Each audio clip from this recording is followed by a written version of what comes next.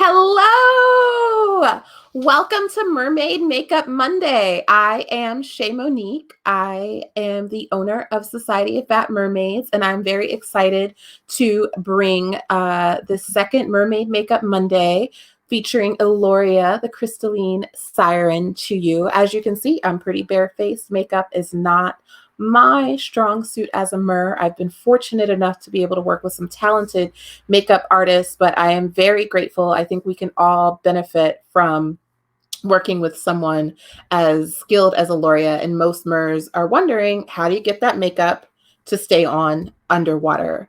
Yl'luria taught a kind of introductory class for us about 3 weeks ago, and it was phenomenal. And we all learned so much. We had amazing engagement. I see we have awesome engagement already. So the way this will work is I'm going to bring Yl'luria on in just a second. And as we're working, Yl'luria is going to demo things, and I ultimately will go off screen. And I am here just to kind of moderate comments and just make sure everyone's doing well. So I see Hillary Johnson is here. Hillary says that this is her first ever makeup tutorial, and she's been mermaiding for 1.5 years now. Hillary actually is one of the reasons we are here right now. We have bi-weekly at Society of Fat Mermaids a crafternoon, which is just a casual hangout where you can bring any craft projects you have and just kind of have some community. We started doing it because we are social distancing, but I'm sure we will keep it up beyond the quarantines and the social distancing is in place. But currently we're doing that every 2 weeks. And I believe on the first one, Hillary was like, I need makeup lessons. So thank you, Hillary, for that suggestion. DC Love is here, and DC Love goes by she, her, and they, them pronouns. I'm going to try to remember everybody's pronouns as I read questions throughout. If I forget, I'll just refer to your name as I am able to read it. But that's basically how we are set up. I'm going to bring Yl'luria on. So Yl'luria is again, just a really talented mermaid, and amazing makeup artist. One of the first mermaids I discovered on Instagram when I started looking for fat and plus size mermaids. Hi, Grace. And did just such a wonderful, like, I don't know what I was expecting during our first class, but it was just beyond my expectations. So I'm sure many of you who are here were there, so you know what to expect. And for those of you who don't know what to expect, just know things are going to be awesome. I am going to bring Yl'luria on now, and watch me fumble through my technology a little bit. Let's see, I can do this. We're going to add Yl'luria. Look at that. Okay, hello, Yl'luria. Hello. Trying to bring you full screen here. How is everybody doing tonight? Oh, I'm upside down. Does it look okay on your side? I am upside down. There you are. There we go. You're upside down while we're split screen, but how about this? Yes. Because when I disappear, I think you're going to need to reorient your screen, if that makes sense. Yes, it does. Oh, now I'm super upside down. All right, I had it right the first time. I'm going to disappear. How about that? Or let's make me little. Nope, I made me big. Let's make, there you go. All right. And so now you can reorient yourself and you can have the whole screen. And I will just be a disembodied voice. Grace says it's magic. And says you're still a little. In the water, we have 360-degree, maneuverability. So I'm just trying to figure out how to make this big. Are we still with StreamYard? Yes. You disappeared. Okay, we lost Yl'luria. I know Yl'luria will be right back. Thank you, guys. We're really great at the swimming. Not always on it with the technology, but everybody is learning and growing right now. So let's bring Yl'luria back. All right, we're going to add Yl'luria. We're going to disappear me. And then, okay, so you are oriented vertically. Yeah, we can see you, but your small screen. Will your screen go wide? That's what I'm trying to figure out. Are we using StreamYard or the one that we are using StreamYard again, yeah. Okay, so I've just got to figure out how to make us go full screen Yes. video.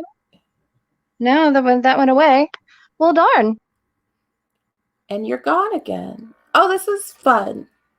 Fun, fun, fun. I don't know who's chuckling, but I am chuckling with you. DC Love, you are new to mermaiding and you have a tankini from us. That is awesome. What is my question for you?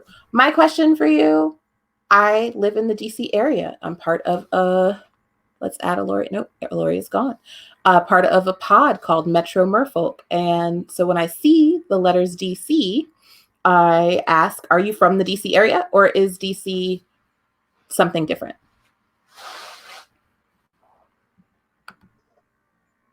All right. Yl'luria is coming and going. So do you all have any questions about waterproof makeup as we're getting ourselves set up? All right. Here's Yl'luria again. Give You can just Yl'luria keep the me whole half screen. screen. I'm trying to figure out how to make it full screen on my phone. If you know how to do that, let me know. Does your screen have a, okay, have an Android? I know you have an Android. All right. On mine, there is a thing, this is so funny, that says auto rotate screen that I can select in my settings. And so because of that, when I just turn my phone 90 degrees, it'll flip. Like the same way you could make like a YouTube video go full screen. Yeah, I getcha. All right, there we go. That might be helpful. Hopefully now it won't refresh automatically, which is what kept happening last time. Bam! Perfection. Woot. Yay! All right, you did it. Okay, let's learn about underwater makeup. Thank you everyone for bearing with us with our technical difficulties. Yes. Hooray for stuff. Ah! Are you still there? We are here. It Are did a you thing. there? I'm here, but it did a thing where I can't see you anymore. It switched tabs. Okay, I'm playing with something. But let's see. Let me go back to comment. Can you see me now? No, I just had a Chrome. My hand brushed the screen, so I'll just flip tabs on Chrome. All right, there we go. People, hello. I'm so glad that we're all here, trying to get my phone all oriented. I've got a table full of makeup to show you guys, so there's not much space for the tripod to go, so we're struggling. How is everybody doing tonight? Looks like folks are doing well. There we've got Jenna is here, Grace is here, DC Love is here, Hillary's here from the Northern Virginia area. Grace, I know, is in Maryland. Kelly Kane is in from West Virginia. And people seem very excited for this class. Okay, so let's start off. Are we all ready? Shall we get started? Let's get started. Welcome, Joseph. Hey, welcome everybody. Thank you for being here. Thank you for, like Shay said, thank you for bearing with our technical issues. So first, I think one thing that a lot of people always want to know about, but especially with waterproof makeup, is primer. That is like the first thing that a lot of people think of, and we had some people ask questions. Shay was kind enough to put out questions as to what you guys wanted to learn about, and primer was one of the first things that got asked about. And I don't know about you guys, and I am always up for if you guys have heard anything different. The one underwater primer that I know about straight off the bat is Smashbox Photo Finish Pore Minimizing Primer. So that is like the one that I have found specifically on the market. There are not many to be full-on waterproof. So that is what we're going to use this afternoon, or for you guys on the East Coast this evening. And there's an old trick that I learned from Nikia Joy, and that we talked about last class, about using eye primer to, if you have any blemishes to cover, to do that as you're priming. So put your waterproof eye primer, which in this case is the NYX Proof It eye primer, and you put that on any blemishes that you might have, and then you cover those up with your favorite waterproof concealer.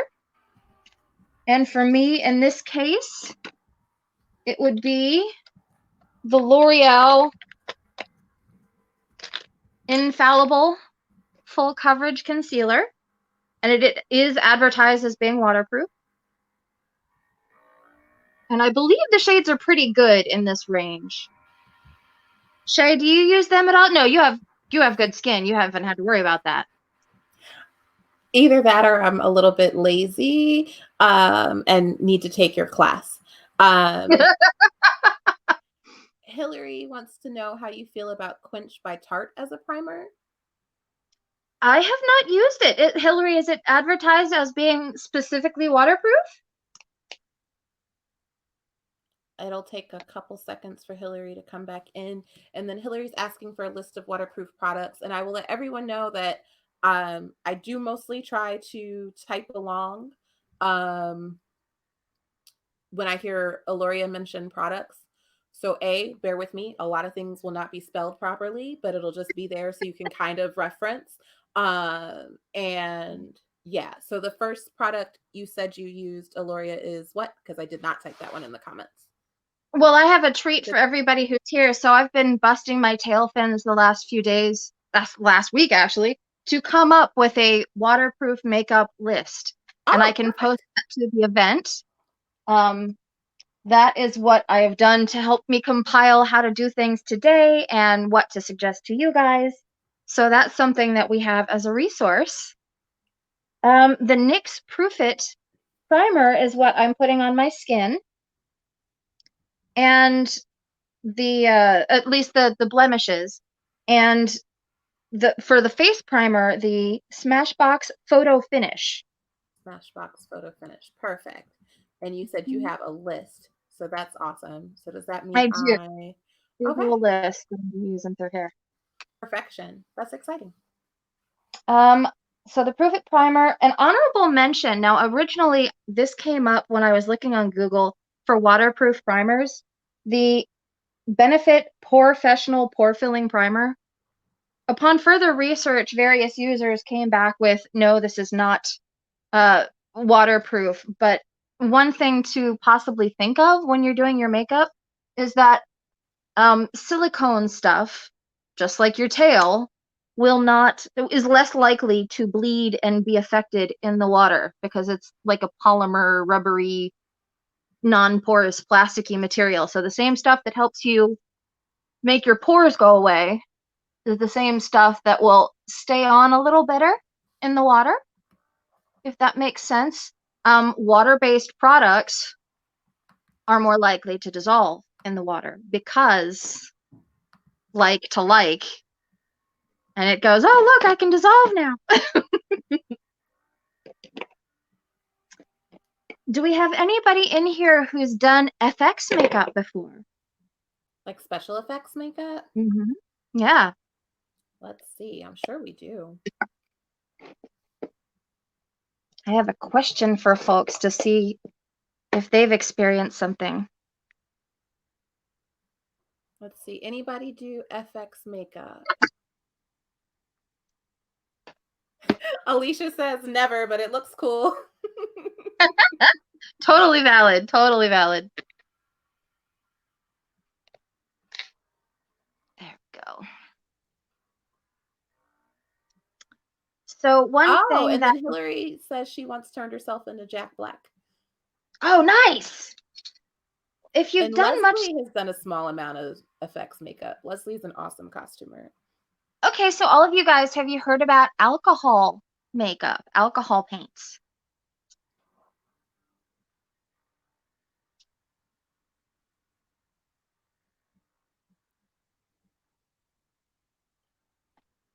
Tell us about alcohol paints. Okay, I was waiting for people's answers to see if there was a yes or no. Jenna says, Hillary says no, and Jenna does quite a bit of airbrush and face painting. Oh, nice. Well, airbrush has alcohol often in it as well. Not always, but sometimes. And anything alcohol based is also more likely to stay on your skin. So they put a lot of alcohol based makeup on like zombie stuff and waterproof photo shoots, water shoots, because alcohol makeup bonds with your skin better and is more water resistant. Oh, cool. And another thing that I've been doing research on is how to make your own waterproof primer.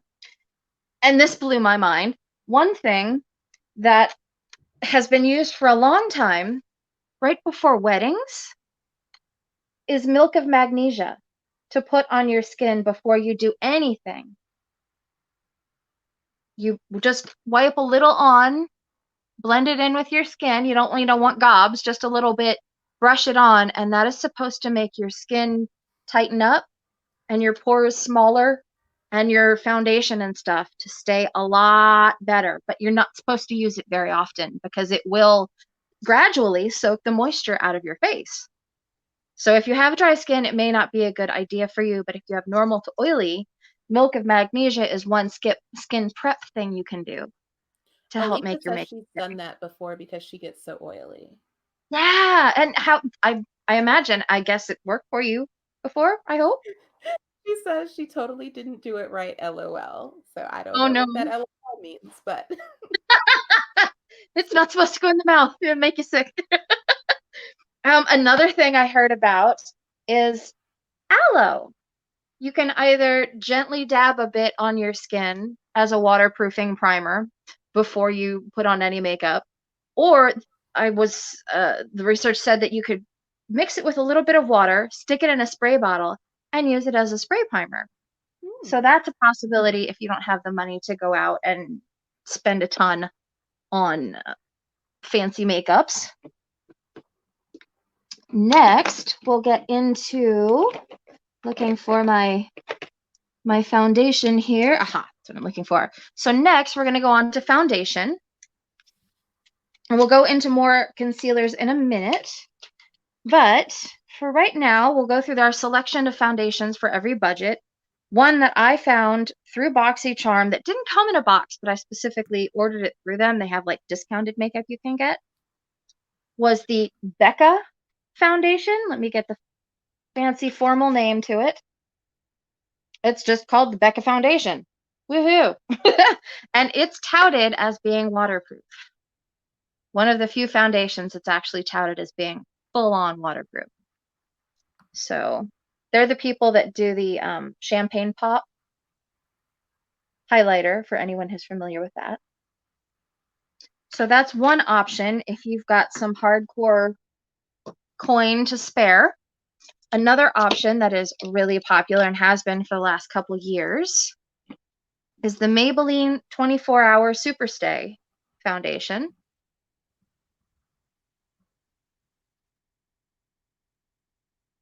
And often drugstore ranges don't have the best shade range, but in the last few years, the bigger players have been getting a lot better in that. Rimmel, not so much, but Maybelline, Revlon, CoverGirl have been getting a more extensive shade range that they should have had 20, 30 years ago. So there's that. And anything long wear is what you're looking for. So if any, 14 hour, 16 hour, 24 hour, anything that says long wear in foundation, that's what you're looking for to make anything waterproof. You can also look for waterproof, but again, it's not easy to find. Another option is the the L'Oreal Infallible Fresh Wear foundation. And this is a drugstore one, so this is nice and affordable, just like the last one, the Maybelline 24-Hour Superstay. And this has a pretty decent shade range.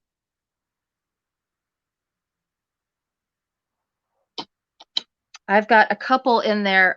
I don't like to have a ton of different foundations of the same kind, but I've got a few in so that when I do different characters, like my Arctic character, she's a little paler, so I have a few different shades of that to play with. And the last one that I'm going to recommend to you is the NYX Can't Stop, Won't Stop foundation. And I'll take the, let's see, where's it good? It's all dirty because I keep it in my purse, so it gets all messy. Most of my stuff is long wear and waterproof. Because I'm one of those people that once I've done putting all this work into makeup, I don't want to have to touch it up 20, every minute of every day. So there's that. Let me look at my list here and make sure we're getting everything. Oh, yes. And another drugstore option for people on a budget, but also just because it's, again, great stuff. Less to do with being on a budget and more to do with it works, is the Milani Conceal and Perfect 2-in-1 foundation and concealer. So that's another one that's supposed to be really great for long wear. That was actually the first full coverage foundation I ever used. It's good stuff. It's Milani Conceal and... yeah, Milani Conceal and Perfect 2-in-1 foundation and concealer. And for everybody else who's still writing stuff down, we also had the Maybelline 24-Hour Superstay, the NYX Can't Stop, Won't Stop foundation, L'Oreal Infallible Fresh Wear, Becca Waterproof foundation, and 2 honorable mentions are Juvia's Place I Am Magic foundation. This is an amazing makeup line, Black owned, incredible eyeshadows and colors, and their I Am Magic line is really well known for staying put, full coverage, long wear. This is amazing stuff. Can you bring that down a little bit lower? There it is. Perfect. They started out with eyeshadows and for the last few years have been well known in the makeup industry for being like the most pigment best eyeshadows on the market, and yet incredibly awesomely affordable. And in the last year or two, they've come out with foundation and concealer, which if you want full coverage are the bomb. Alicia said they just did a big launch at Ulta. Yeah. AJ is here and says hello, and Mally loves your pearl hair headband. Oh, thank you. Gotta make sure I squeeze those compliments in. Yes, please. I'd love to hear from you guys. Ooh, and Mally just got the new mini collection. Mally loves Juvia's. You know, when Nikki Tutorials and the other queens of beauty online sing their praises day after day, you know it's good. And the fact that it's an indie line, they're not answering to any big corporate company to do this, that, or the other thing. They can make what they want, make what they love. And so they make good stuff. It's awesome. And for a technique, when it comes to waterproofing, this is one thing that, do you guys watch Jackie Aina? I learned from her. Once you've got your primer on, you can take your powder, and I'm going to do this with the Coty Air Spun powder, but you can also use it with whatever other powder that you use. We're going to go into waterproof powders in a minute, but before your foundation, one trick you can do, and this is something she does all the time because she deals with having really oily skin, is after you're done with your primer, dab just a dash of powder everywhere. Just, you don't want a ton, just a light coating of powder on all the things. And ignore the cat hissing in the background. And that little bit of powder helps create a barrier and helps your makeup stay. It's especially good if you have a waterproof powder, but it doesn't necessarily need to be. I like putting the waterproof powder on as like the finishing step because it's scarce, it's hard to find waterproof powders, so I use it sparingly. And now I'm going to dab on my foundation. While I do this, do we have any questions? We have a comment. So Alicia does watch Jackie. Alicia says Jackie has the best intro. Yes, she does. Jackie, Jackie, Jackie, Jackie, Jackie, Jackie, Jackie. Oh, I think I'm making light. So today I'm doing my scary siren. I'm going to go a little light. We had a choice between what look we wanted to do, steampunk or siren. And I am doing siren today. Gotta shake them up. Spooky siren. Yes. And some people like to, you know, spooge their makeup out on a hand or something, but I'm like, why? You just lose product that way, so you might as well just flop it on your face. The sponge I'm using is a brand new, beautiful, oh, and I can't remember its name now. I had it in my head. It is the Juno & Co. Velvet Sponge. And the Becca Foundation is full coverage, and the Juno & Co. guy is fuzzy, which acts kind of half like a sponge and half like a brush. Oh, cool. B just joined us. Hey, B. Hi, B.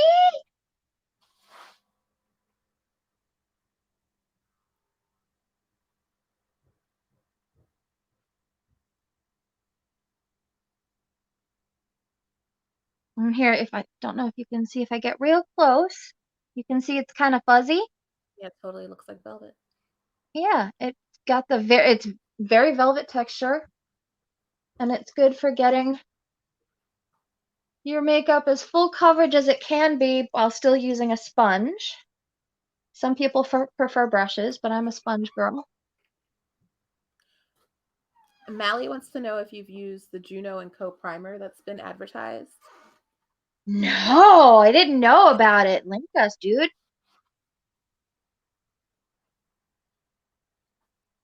Yes, Mally, please pop the link in there. And if anybody has the link to the silly Coming to America, what is it, velvet thing, you should add that to the comments too, because that's what I'm thinking as I'm looking at this brush.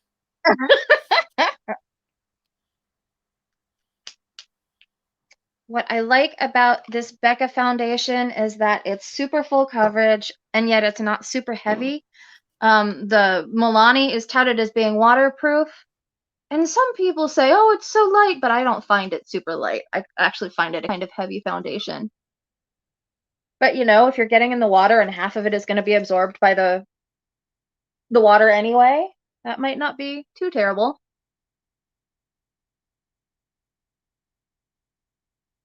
That is one thing that I've found, and I would love other mermaids. You guys let me know in the comments.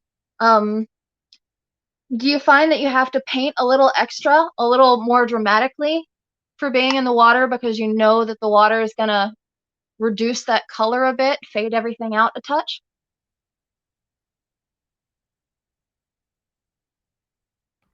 I definitely try to, because it's like, it's the water, it's like the distance of the water. It's, I mean, a whole huge element of, you know, so I try to make things that much, it's like you want to be louder for stage makeup, and then you want to be that much louder, I feel like, for underwater makeup. Absolutely. So now that I'm done with foundation, one thing that I'm going to talk about with concealers is that concealers, it's weird. Like foundation, they don't really put much priority on waterproof. But have you guys noticed that like mascaras, eyeliners, things around the eyes are waterproof a lot, which makes sense, I guess, because, you know, tears and daily life and stuff. But it would be nice if they would come out with more waterproof foundation. Well, if you can convince everyone you know to convince everyone they know to convince everyone they know to buy a bunch of t-shirts from Society of Fat Mermaids, we can launch our own underwater makeup line. There we go. But in the meantime, I guess, you know, we'll have to. I don't know about you, but I've definitely thought out my own palette. If I ever had my own collab or anything, thought out what palette I would make. It'd be full of color. I love colorful. B wants to know what makeup is good to make scales. We will totally be doing that in a little bit. It all depends on what effect you're going for. For right now, let's get into the face. So one thing that I have found, and I learned that this is actually quite common, is that creams are the way to go when it comes to a lot of things for waterproofing. So this is the e.l.f. Aqua Colors Compact. I'm trying to clean it because again, it's dirty. But it's a little guy that comes like this. And it's a little compact. And what comes inside is a cream blush and a cream contour. And anything cream you want to put on before your powder. So you put it on right after your foundation in the same time as like your concealer and all that stuff before your powder. Because if you powder first and then put your cream on top of it, it'll disturb the foundation. It'll get all chunky and pilly. It doesn't mix well with the foundation. I mean, the powder. So this is one option for contour. Gonna duck down here and get some of the other things that I've brought to show you guys. Another option is the Wet n Wild contour stick. They've got contour sticks that are wonderful. And they're not made to be waterproof, but because they're cream products, they're better for being in the water and lasting a long time. We also have the Jordana Contour. I'm knocking everything over. That was the first contour stick that I ever noticed was like, oh my gosh, this actually stayed on in the water. And I had just used it by happenstance. Didn't think that it would stay on in the water, but it turned out to do just that. So I was really impressed. And that's another tube like this. It's by Jordana, Jordana.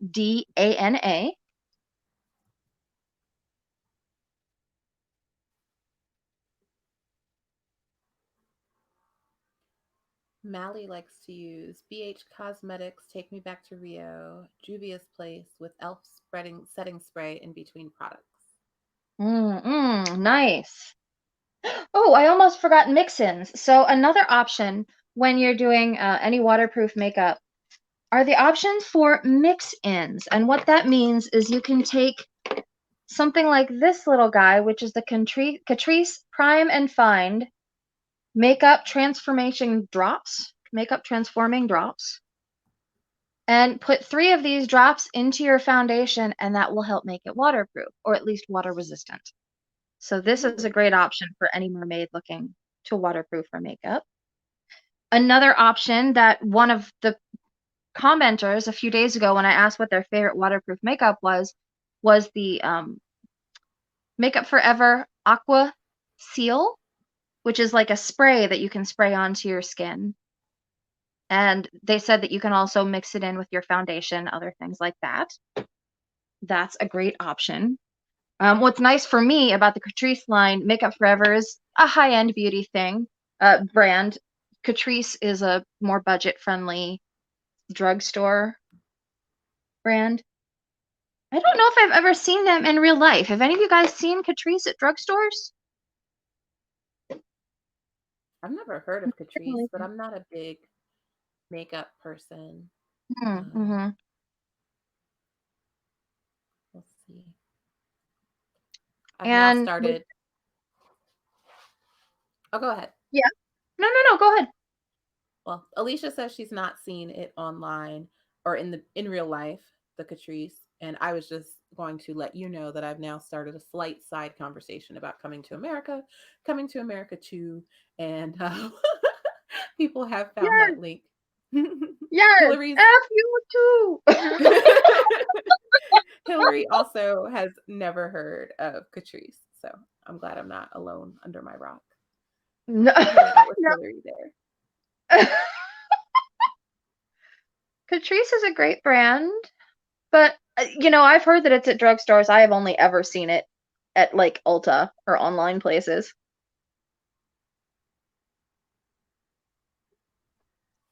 And the stuff that I just put on is the Wet n Wild. And what's nice, a lot of YouTubers really love creams because they say it blends in so well.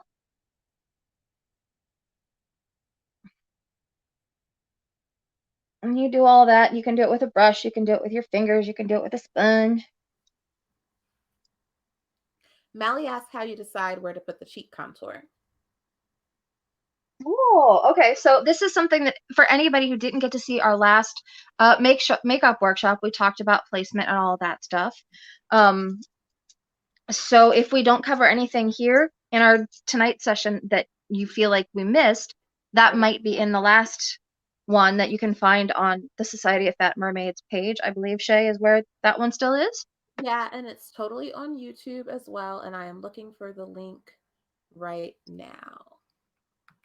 And Mally, the placement of contour is different from bronzer. For bronzer, I usually do it around the edge of my face, around just the outsides, maybe bring it a little in like a helper for the contour, and underneath. That kind of just gives you a glow. Contour, I take from the temple under the cheekbone to about the outside corner of my eye. That way it doesn't go too far in. If you bring your contour way far in, it almost makes you look like a marionette. You get that like super round cheeky weeky effect. And they say that it ages you because it makes your cheeks look heavy, brings your face down. So I try to stop right about outer corner of the eye. Sometimes I succeed, sometimes I fail. So now we'll get into powders since I'm done. Oh, nope, I forgot concealer. So next step is more waterproof concealers. e.l.f. has a new line of concealers, the 16-hour concealers. This one is the classic 16-hour. Some people with dry skin not too fond of this one, but they've just come out with the 16-hour hydrating concealer. So that's another option. And e.l.f. is super affordable.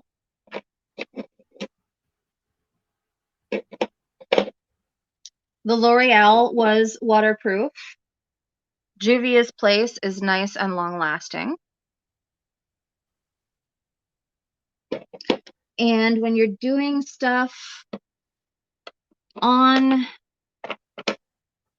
the water, again, like you can kind of go heavier, but you still don't want to be like super mega cakey massive.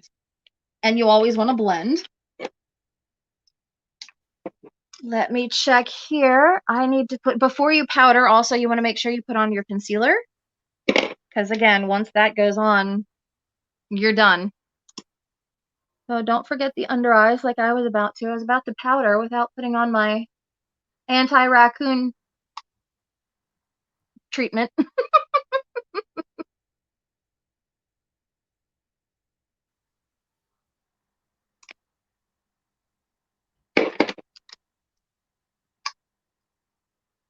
And I put a little on my upper lip to make that stick out a bit, a little on my inner forehead, the central forehead, and down the nose just a bit to highlight that. Some people don't need concealer to use for blemishes, and they just do it for their under eye. That's a nice place to be. I wish I was part of that crew, but I'm not. And usually, the best practice for under eye concealer is using your finger because it helps smooth out that concealer and it actually helps warm it up and get it emollient so it blends in better and more easily. And don't forget to take it like inside. You don't want to leave like a glob of concealer on the inner corner. Now, Hillary says, so you're doing concealer after foundation? Yes, I've always done concealer after because I find that if I do it before and then I pounce foundation on, any coverage that I got from the concealer is pushed away, like it moves everything around and all of my redness comes back out. So I do one layer of foundation, and if I need greater coverage, I use concealer on top of that. So I'm just treating those areas and not pouncing foundation and then inadvertently pouncing the coverage away from the concealer. That's what I found, but your mileage may vary. Okay. Just like some people do their eyes first and then do skin, and some people do skin first and then their eyes. There are reasons for all of it. It's just all a little different for everybody. Right, right. I've just recently tried doing eyes first. I like it, but it definitely feels strange and new to me. What about the rest of you guys? Do you guys do eyes first or skin first?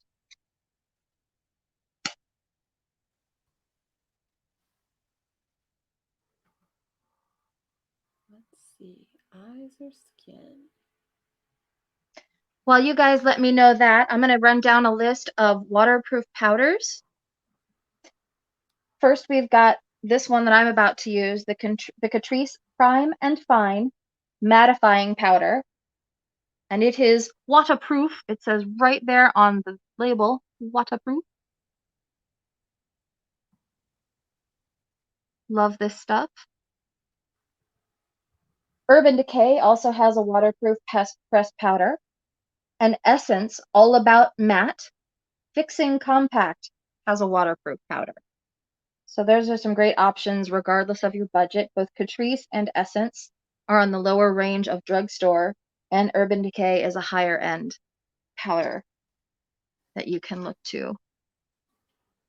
So let's see. AJ does skin first. Leslie's done both, depending on how much time she has. B does skin first. Alicia says skin first, but she never does eyes. And then Hillary is a lucky one. She does skin first, but only does blush since her skin is pretty flawless. Lucky. Vicky does skin first because she only because I use foundation lightly on my eyes. Yeah. And then Mally conceals under eyes and lids, sets with powders, and then does the eye look before face. So Mally does it like all. Like, yeah. One tip for anyone, regardless of what order they do, before you powder, get all those creases out with your finger. Make sure those creases are gone, because once you put that powder on, you're setting the powder, you're setting the foundation, and it becomes one. So you don't want to cement the under eye creases in with the powder, if that makes sense. So you want to get those creases out first before you set them in with powder.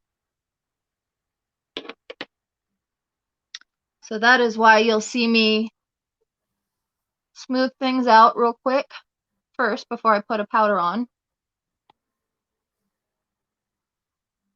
Look up and then slap that powder on.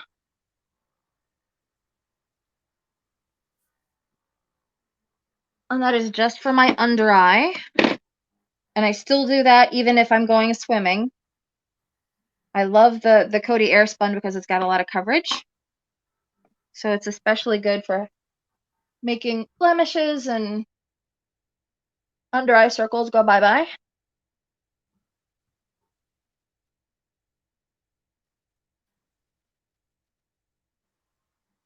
And with this stuff, I will definitely powder even if I'm going on underwater.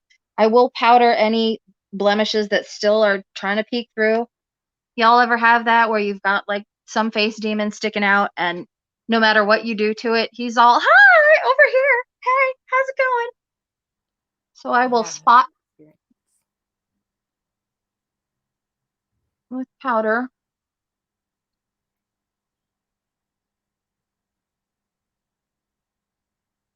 And I've got the Catrice waterproof. So once I'm done little spot treatments with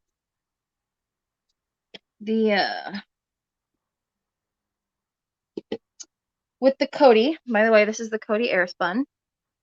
You can find this at the drugstore. Haha, I thought you were talking about a sponge. I wrote Coty Air Sponge. Nice. The Catrice I have only ever found online, and as you can see, I've hit pan. but I am not one of those people that, oh my God, as soon as I see the silver at the bottom of the thing, I throw it away. I no. Better get every inch out of there, every gram, Right? every.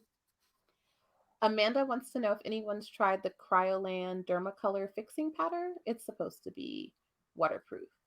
Oh, excellent. Okay, now we all got one more to try. Yeah. And then Hillary And wants to know if you can contour without foundation. oh, absolutely. Absolutely. You can contour with powders or creams without foundation. Definitely. If you're doing powder, you're going to want to do usually lay some kind of powder down on top of your skin just so that the contour doesn't get patchy or skip, so that when you're putting it on, it doesn't do that and stick in some places and not in others.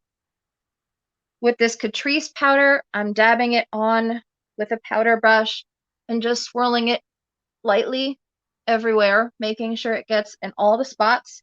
Not worrying so much about my eyes because I'm going to have that taken care of in a moment with the NYX Proof It and other products we're using there, but I want to get under my chin and all the places that we've used foundation on just to help everything stay and to blend any extra powder away from the Coty Airspun. And again, you can use as much or as little as you want, but you don't have to have gobs and gobs because you're about to do other stuff. You still want those things to stick. So you just want to sort of smooth it out here, there, and everywhere. And AJ's this is why I love. I just said AJ recently bought the Coty powder on your recommendation last time and is looking Oh, forward to using nice. it. So thank you. I got a call coming in, so I had to scooch in real close, real quick, and be like, "Nope, I'm busy." Oh yeah, I hope you like it. So there's that. And then the next step is going to be something else. You know, they say, what is your favorite step when it comes to makeup? And I kind of like it all. Like, there's no one step I don't like because I like the transformation. Something that something that you guys do too? Oh, and in the way of face coloring, I almost forgot. I've got a blush from LA Girl, and it's a stick blush, so you can even do blush in the stick cream form, just like that elf. Next, putting things away that we've talked about and putting things closer that we have yet to talk about. I had everything nice and organized, but of course, now that I'm in it, I'm like, where did I put that thing that I just put down? It's probably because you organized it. I know when my things are disorganized, I know where they are. And then I like clean it up and it's like, you have to remember the system. Right? Vicky is Where's the wondering, Vicky is wondering if you've ever used unicorn snot. The glitter. No, I have not. I have never used it. But I would like to for daytime festivals, for not daytime, for dry festivals. I would imagine that it it dissolves in water. I haven't seen anything about it being waterproof, but I could be wrong. For bronzing, the Rimmel natural bronzer is touted as being waterproof. I've used it for years. Let's see, there we go. This is good stuff. Rimmel is, again, a drugstore brand. Let me get you my list of waterproof bronzers. While you're getting They're that list, I just want to let you know that Kelly is amazed at how your face goes from everyday plain face to porcelain doll in such a short period of time. Oh, thanks. And I'm going to let everybody know because Alicia is more makeup savvy than I am. So Alicia, whose name is written backward on her profile, will be taking over the makeup name typing for me. So, but Alicia's going to try to get that in the comments for you all. All right. So, thank you, Alicia. That's really awesome. For waterproof bronzers, we've got Rimmel Natural Bronzer, Tarte Amazonian Clay Matte Waterproof Bronzer, and another Tarte Matte Waterproof Bronzer in Park Avenue Princess, and the Hourglass Superficial, I guess that's the name of the color, Waterproof Bronzer. And it also has contour and blush in it, the Hourglass Superficial Waterproof Bronzer and Blush. So Hourglass, for those who are not familiar with it, is a like high-end, super bougie brand. They make, I want to say like an $85 foundation stick. They're like top of the tier makeup. Tarte is high-end as well, but not quite as pricey as that. Contours and blush. Let's see, we've gotten the Wet n the Wild. The Revlon Just Bitten Kissable Balm Stain in Sweetheart can be used as a blush as well. So, what about you guys? Do you have any favorite bronzers or contours that you have enjoyed over the years that you have found to be waterproof? B really loves the Rimmel bronzer that you're using. This stuff is it's got no shimmer. Nice. And Hillary loves Tarte. Nice. And Alicia uses the Revlon or Just Kissable Balm as a blush. Oh, cool. Yeah. And then AJ and I are both going to stay in the drugstore prices.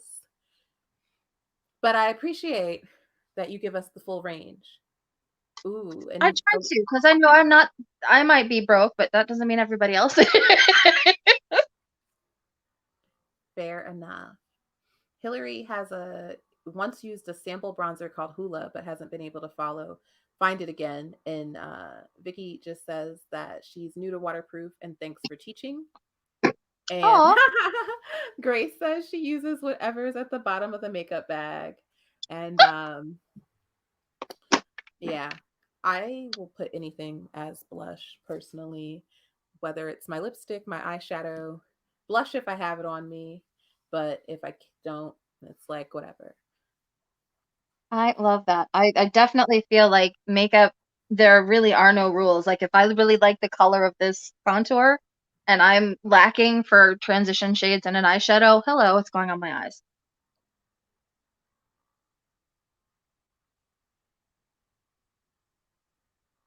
So I'm doing my contour now, and the contour for me is the same as bronzer in at least where I put it on the cheeks, except I make it a little higher than underneath my cheek. I bring it up just a tiny bit in the back to help sculpt. And I'm doing a pretty dramatic contour. This is not quite as the way I would do it on it every day, because again, I'm doing this as a siren, so I'm getting a little extra spoopy.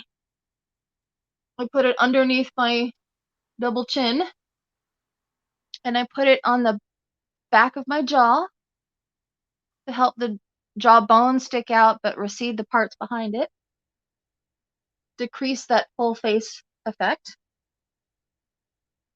And for anybody new to makeup and they want to use bronzers and contour, one thing I always really try to encourage is that it's important not to stop your, a lot of people go, oh, I don't want to get my bronzer or my contour in my hair. Do it. Get that bronzer and your contour into your hair, because that way you don't have the weird naked line of skin that a lot of people get. Like they have this dark shading and then a naked spot right before their hair. Like they're wearing a mask. Really weird. What'd you say, Shay? I said like they're wearing a mask. Yes, exactly. Exactly. Ooh, Vicky just submitted an awesome beauty on a budget tip. Vicky haunts eBay to get the good stuff cheap. Nice. And Vicky has difficulties finding foundation. Vicky is a lily blue person. Nice. Vicky, the one thing I would make sure of is that when you're shopping on eBay, you get the real thing. There are a lot of imposters on eBay, like a lot of fake makeup or what we call fake up. So wherever you're getting it from, just make sure it's the real thing and not a phony.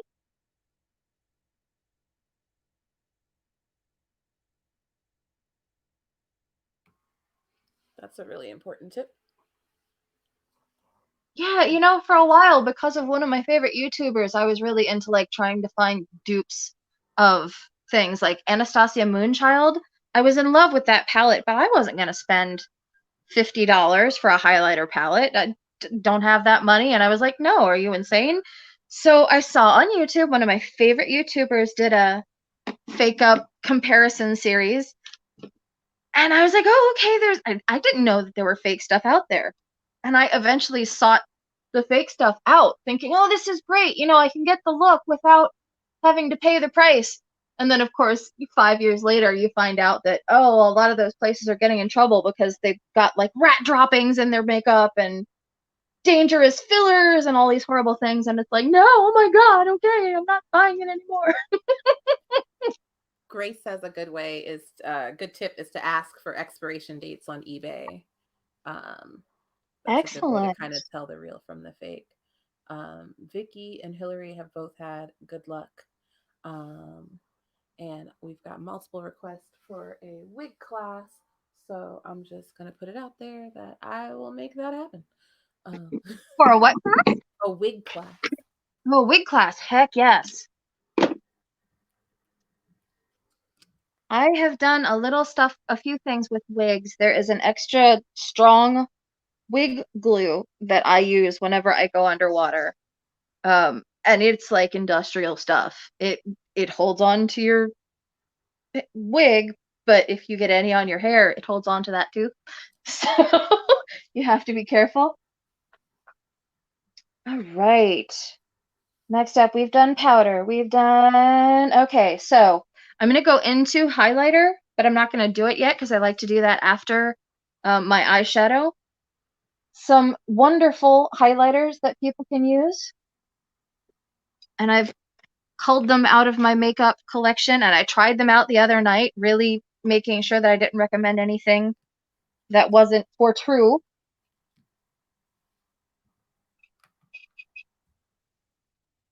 We've got the Cover FX Glow Drops. These things are very glittery, but if you're doing stuff like scales or want that glow on your cheeks and don't mind the glitteriness, these stay put quite well. Makeup Revolution also has liquid highlighter. Luminous Luna is the color. This stuff is amazing. It's like liquid metal, and this is a drugstore brand. Cover FX is a high end. I got this off of BoxyCharm. This is a gold in this shade. This is like a crazy silver. And usually when it comes to highlighters, liquid highlighters is what you're looking for waterproof. They're often mixed with a little bit of alcohol, and that helps things set and stay. I don't know how or why, but I've just found that to be true. Powders often rub off or just wash away really easily. So when it comes to things like highlighter, eyeshadow, liquids are actually a great bet. If you don't have access to liquids, here's some of my other options. Wet n Wild actually has a few options for you. The stick, just like we were talking about the bronzers and the blush, they have a stick highlighter that's really good. This is from their Goth collection. It's the holographic highlighting stick.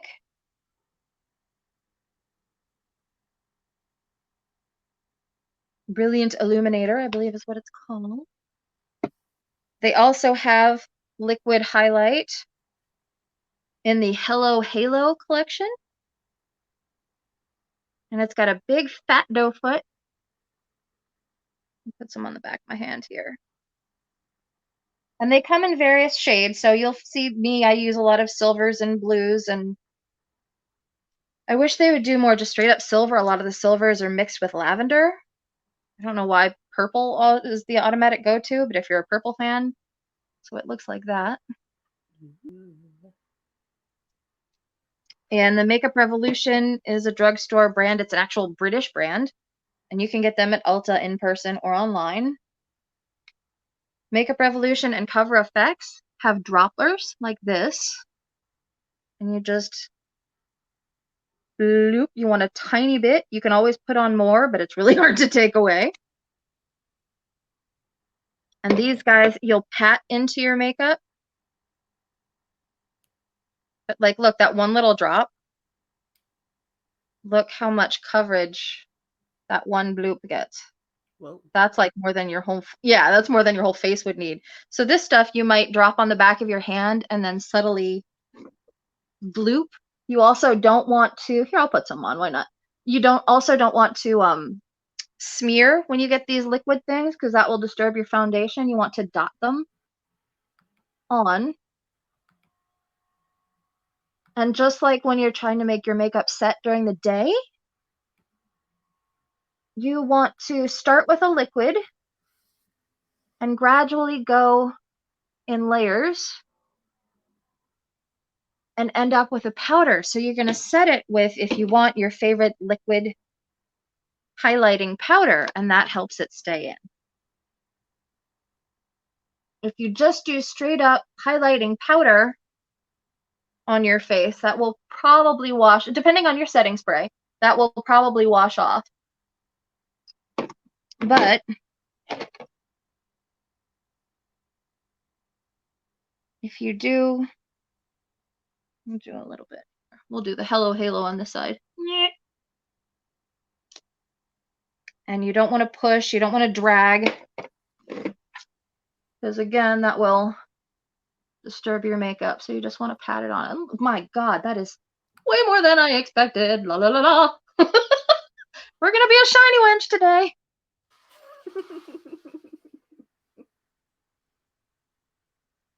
And if you get too much, makeup blender to the rescue. Just be like, dude, I don't need that much, and just dab. And that helps, whether it's contour, whether it's highlight, that helps tone stuff down. You're like, not that much, dude.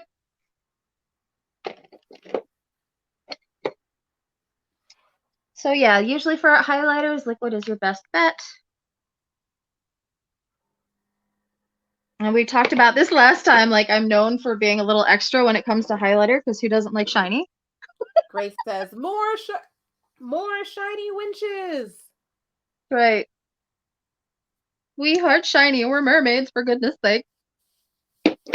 So someone asked about scales. This is one step, one of the places where you can start prepping for scales if you want to. Sometimes you can make scales look like they're just coming straight up out of your skin, which means that like your skin color is the base, and then you put a contrasting color for the scales, and that will be the second color. That will be what contrasts. Or you can take your highlighter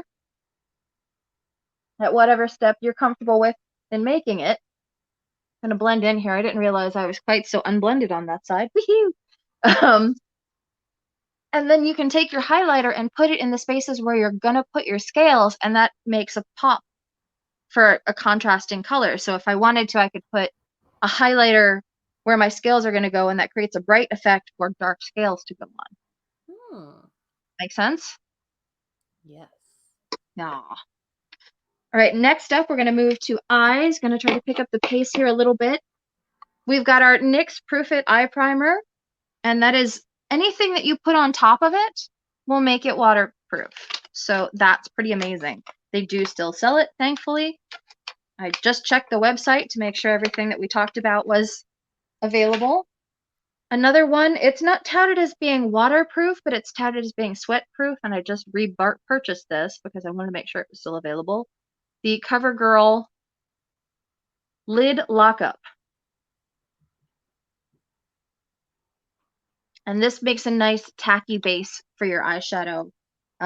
Some people like to do concealer if you've got veininess, capillaries in your eyes, discoloration. You can tell I've got like a lot of purple in my eyelids.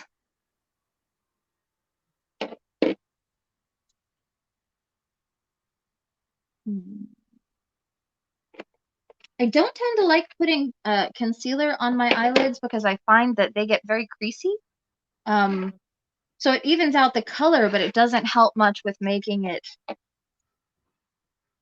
crease less for an eyeshadow. So I tend to use just straight up primer and depend on the eyeshadow itself to make it to make that veininess go away. And I put a little primer on all the way up to the eyebrow. I can't talk. To the brow bone and down in the inner corner and smooth it all out with my fingers. The Covergirl makes things a little sticky, which is good for grabbing onto your eyeshadow. And again, Covergirl's a drugstore brand, so that's pretty accessible. I found it's harder to find in stores, so I just got mine off of Amazon, and the prices were the same. That works. Hillary was wondering if you know if the Too Faced Shadow Primer lasts well in water. When I was looking up eye primers, I did not see that as a suggestion for waterproofing primer. And being mostly a drugstore girl, I have not used it myself. So I couldn't, I wish I could give you a better answer, but I have not used it personally. Well, I think we all appreciate an honest answer. Yeah, I try not to talk out of my boutete. Oh, another concealer option. I don't know if it's still available in stores. I looked online and it's not available there, but I did see it on eBay. The NYX Incredible Waterproof Concealer. It comes in these little blue sticks forms, and it's a little cream that you just dial up. It's got a little cream nubbly in there. I found this initially in mid-K when I first started mermaiding, and I was looking for waterproof concealer, and they were like $2.99. So I was like, yes, gimme. And the other NYX concealer that I brought out and saw, haha, this is another one that's still available, thank God, is the NYX Gotcha Covered Total Full Coverage Concealer, touted also as being waterproof. And sometimes if you don't have access to a foundation that you like that's long wear or waterproof, you can just use this. You can use a concealer as your foundation. You just want to make sure that it matches the color. I'm curious, to you mermaids, do you match the color of your face for your foundation? Do you match your neck? Do you match your chest? I match my chest because my face is darker than my body. What about y'all? This is a great question.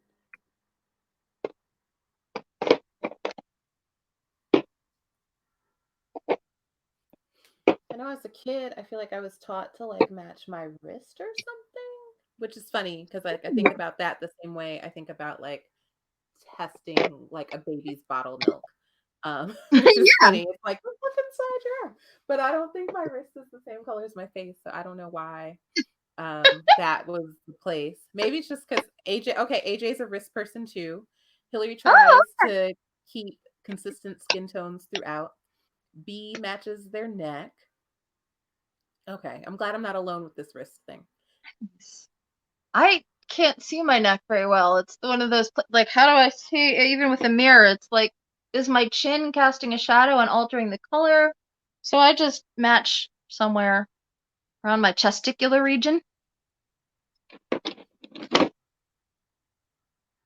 So for eyeshadow, we've got a bunch of products. I'm just going to read them off to you. And then I'll show you the ones that I have because I don't have them all. Waterproof eyeshadows. Maybelline Tattoo Studio Cream Eyeshadow, which I actually do have. So that's this guy here. You'll notice them in the drugstore because they're all individual and they're in these fat and happy little glass tubs. And you can see the color on the bottom. L'Oreal Paris Infallible 24-Hour Eyeshadow. I also have one of those. That's this guy here. They also come individually. I wish that they would make palettes out of these, but I noticed that a lot of these are singles. The Maybelline Color Tattoo Concentrated Crayon, which is a fat eye crayon, not like an eyeliner, but it's actually like an eye stick. I do not have those, but after finding it online, I'm gonna. We've got the BH Cosmetics liquid eyeshadows, which I put on this list. I found those on the BH website, and that's these little guys. I think they're called Eyelights liquid eyeshadows. And again, there's something about cream and liquid eyeshadows that these are usually the best for staying underwater.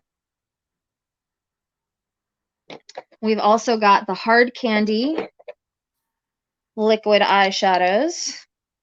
They come in the long stick form.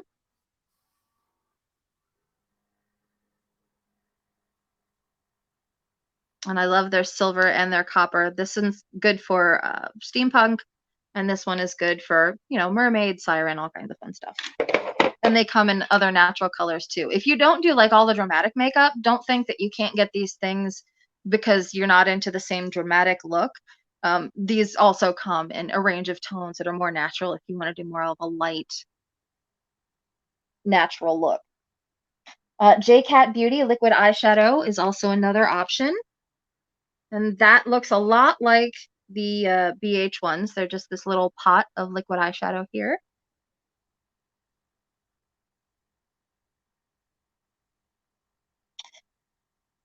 And I'm going to work on my eyes for a second.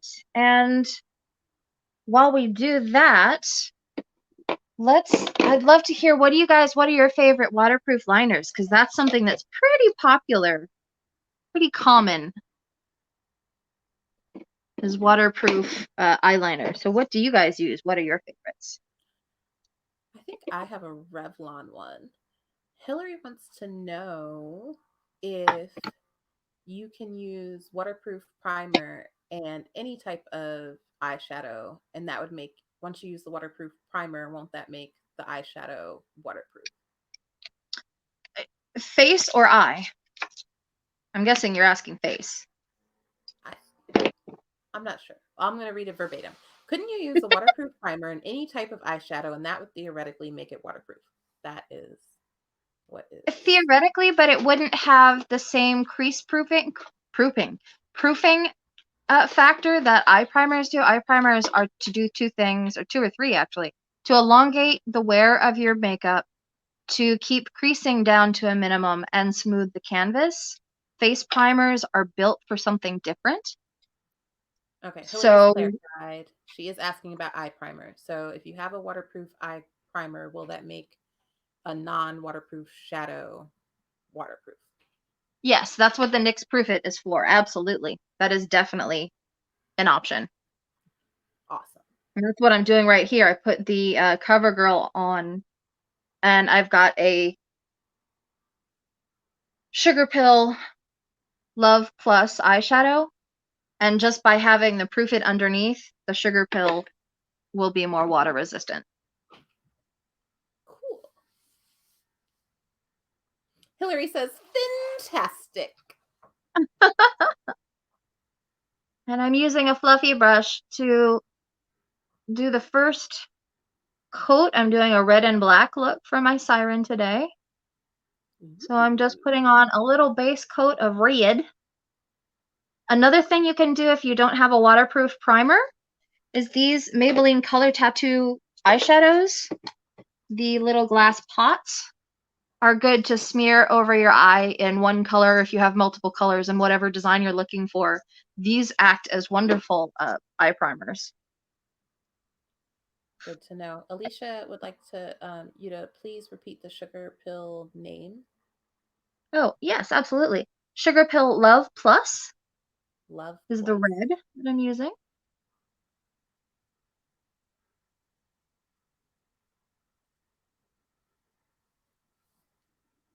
Hello, Bunny. I have Kitty Cat coming up to visit here.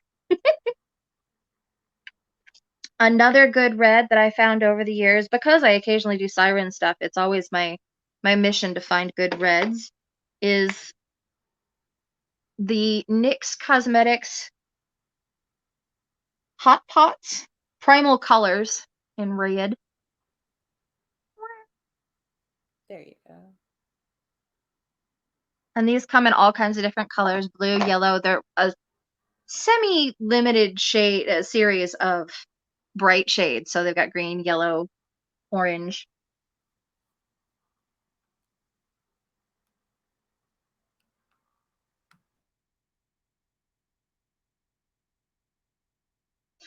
While I do this, I'd love to hear from you guys. What are some of your favorite waterproofing tricks?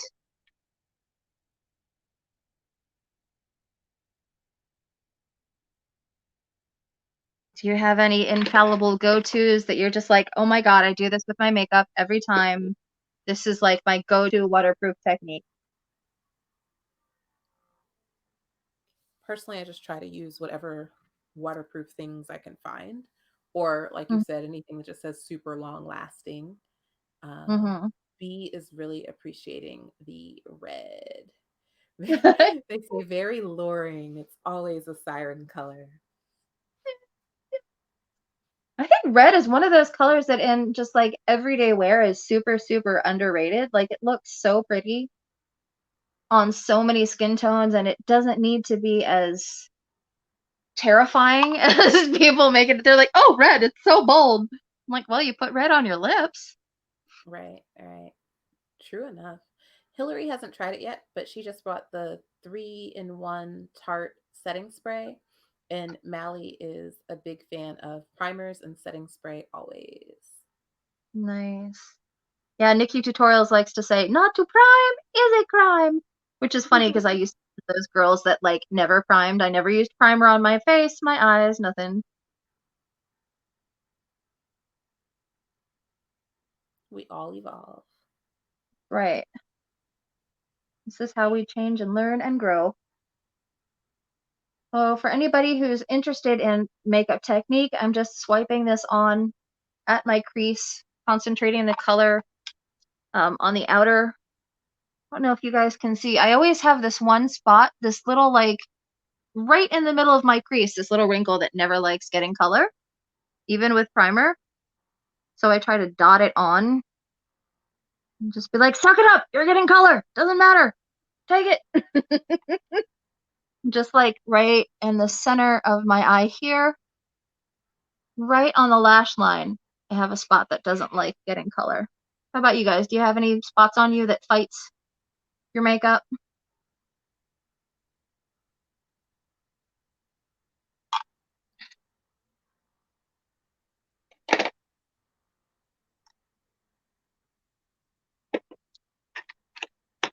And lastly, for red, as a red recommendation, the James Charles has one in his giant palette, but if you don't want to go that big or that expensive, another good option for people who appreciate red shadows, we talked about this last time as well, is the Main Squeeze palette by ColourPop. I think this was like $15, $12. And this is just a selection of red tones. Juicy. Grace says her whole face is resistant to color and getting the makeup on. Nice. Nice. Hillary says, me too, Grace, me too. But you know, this is why we are all here. And I couldn't tell you what parts of my face are resistant because I won't even pick up the makeup brush. So we are all here to better ourselves. That's right. I think. What do you guys think? Oh, this is another choice I was going to give to you guys. So, choices. What do you guys want to see? Do you want me to put black on the inner corner? Do you want me to put some black more on the outer corner? Or shall we make it smoky and put it around the lash line? What would you guys like to see in a siren look? While we wait for votes, B likes James Charles's stuff, though it is expensive. AJ said all of it. Put the liner everywhere. Oh, well, while you guys vote, let's talk about liner, because we're going to do that in a minute anyway. So, boo, boo, boo, boo. Let's go back to our list here. Waterproof liners. There are lots of favorites out there. Eyeshadows, eyeliners. So one of my first discoveries, and will always be one of my favorites, is this guy, the Rimmel Scandalized. Let's see, liner, go back to that. Yeah, the Rimmel Scandalized liquid pencil and eyeliner. So they have pencils if you prefer pencil. They also have what I prefer, felt tip eyeliners. I draw, so anything that's like a pen, I'm like, oh, okay, I can understand this. I gotcha. It's the Rimmel Scandalized eyeliner pen. Nyx also has pencils and a bunch of fun colors. And again, you're going to want to look for waterproof, because there are some that look very similar but are not.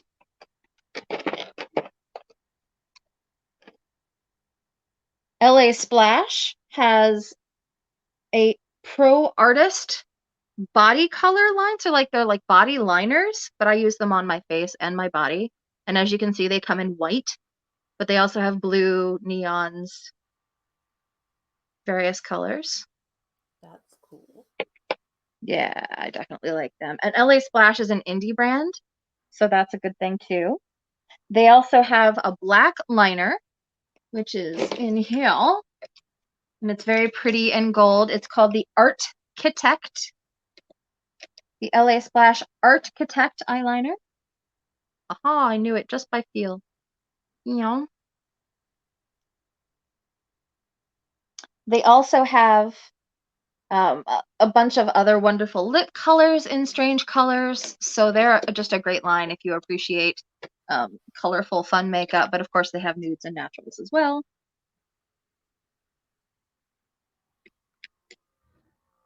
Wet n Wild has a good a waterproof eyeliner that personally I don't use because the applicator is not as easy for me. But if you prefer brush liners, those are super nice. Those are lauded even by big famous makeup people. And the other one that's a favorite of mine is the NYX Epic Ink Eyeliner. And again, it's a pen, but it's got bristles, so it's not a felt tip. Making sure I face this to you correctly. And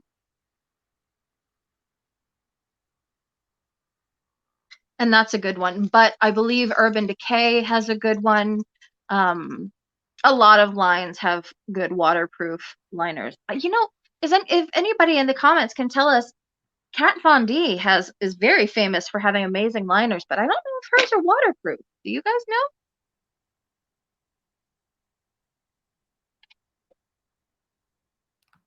And Shay, what was our verdict on where to put the black in the eyes? I think you're going smoky eye. We've got 3 votes for smoky eye. We've got 2 votes for everywhere. And 1 vote for outer corner. So I think it's smoky eyes. AJ does not know if the Kat Von D comes in a waterproof. Hillary found a cool thing from an online seller called Yl'luria. It's a makeup pen that's like the multi-color pens from the 90s, where you have lots of colors in one, except it's a makeup pen. So it's a lip liner, highlighter, brow pencil, and eyeliner all in one pen. So Hillary's going to test that with her new setting spray. There's another shop that's super affordable that some of you guys might have heard of. Shop Miss A. Have you guys heard of that place online? They're supposed to have basically everything on the site is $1. Sponges, eyeshadow, eyeliner, foundation, the whole schmear is supposed to be $1. Whoa. Some of it is really good. Some of it is less than good.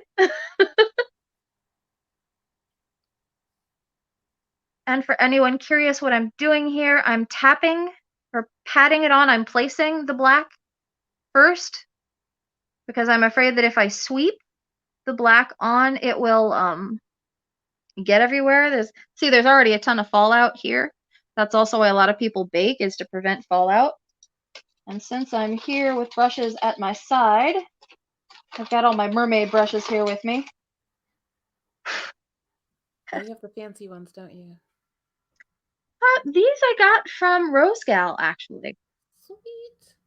Yeah.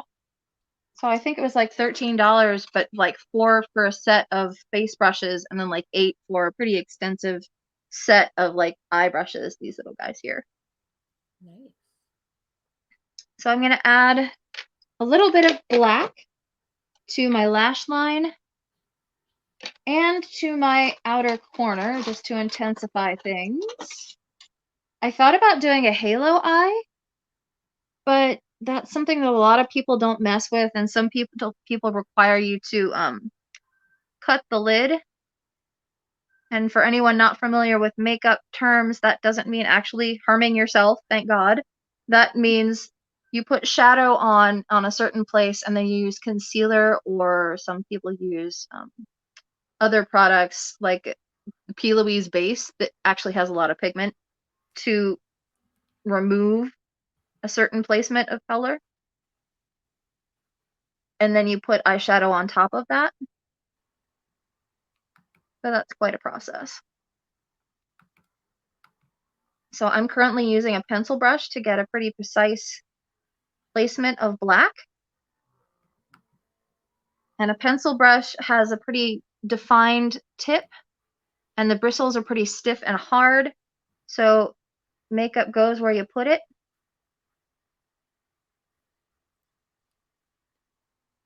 Is cutting the lid like a cut crease? Exactly. It's exactly what it is. Have you ever tried that, Shay? Nope, I'm just reading Alicia's comment. Ah! I was like, dude, if you have, props to you. No. I'm pretty sure my 6-year-old niece is going to be teaching me about makeup in a couple weeks and will know more than I do. Ah!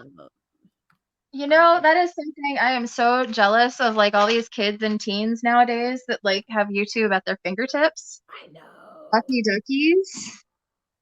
I'm actually not jealous because I feel like there's an innocence we got that, and That's like true. I got internet young enough, but that I don't know, but I appreciate having a kid. Alicia says that she never tried it. She's just seen the cool kids with it. Ah! Also, she looked it up, and the Kat Von D is vegan and waterproof. Hillary says Kat Von D is a terrible human being. I can never keep track of who's horrible these days. Um, but Yeah.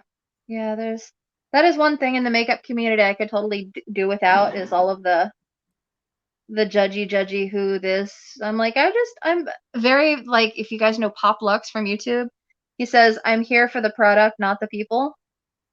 fair enough. That's really where I'm at. I'm totally here for the product, not the people. Grace is recommending a Color Mates waterproof liquid eyeliner. It has a good applicator, as Grace has oily eyelids, and this doesn't smear a raccoon when going on.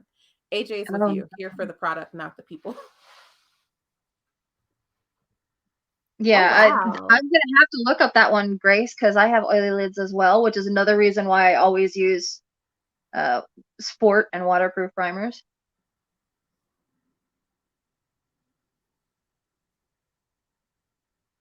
And I am using my finger to blend, which a lot of beauty gurus are like, how dare you? But I'm not a beauty guru, so me. Yes, make it accessible for us regular folk. That's right. Well, and as you can see, I've got like a whoops here. I have a place where it like came down too low on my lid. And often with makeup, you just got to go back and put stuff on top, and that's okay. Like, that's what's great about makeup, is that you can fix your oopses, and even if you oops hard, nothing is permanent. It's not a tattoo. So you can just be like, oh, that was a crap look. I'm going to wipe this part off, or wipe your whole face off if you have to, God forbid, and do it over. So what are we doing next? We've got some eyeliners we've talked about. Brows. Okay, I'm going to tell you about brows because that's not something I ever do. I never do my brows. I guess I'm blessed in that I have enough brow and not too much. But I've always felt like I had too much. So now that everybody's all big about the bushy brows, I'm like, okay, I guess I'm fine. Some waterproof brows are Anastasia Dip Brow. She's actually marketed as being waterproof, as well as the Maybelline Tattoo Studio Waterproof Eyebrow Gel and the NYX Eyebrow Gel are some brow options for those of you who do your brow. Alicia We says have brows are her favorite. yeah. See? Everybody's AJ so always different. does brown and AJ or always does brows and AJ loves the NYX Fluff and Fill. Ooh. Is that waterproof also?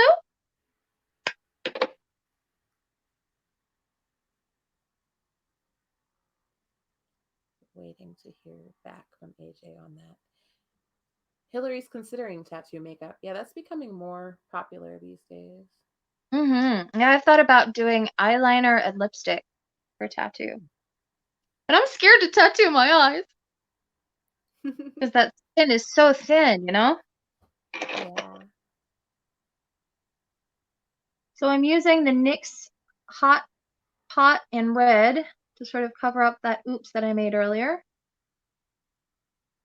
And I'm going down into the inner corner since we used a little black to put on the outside.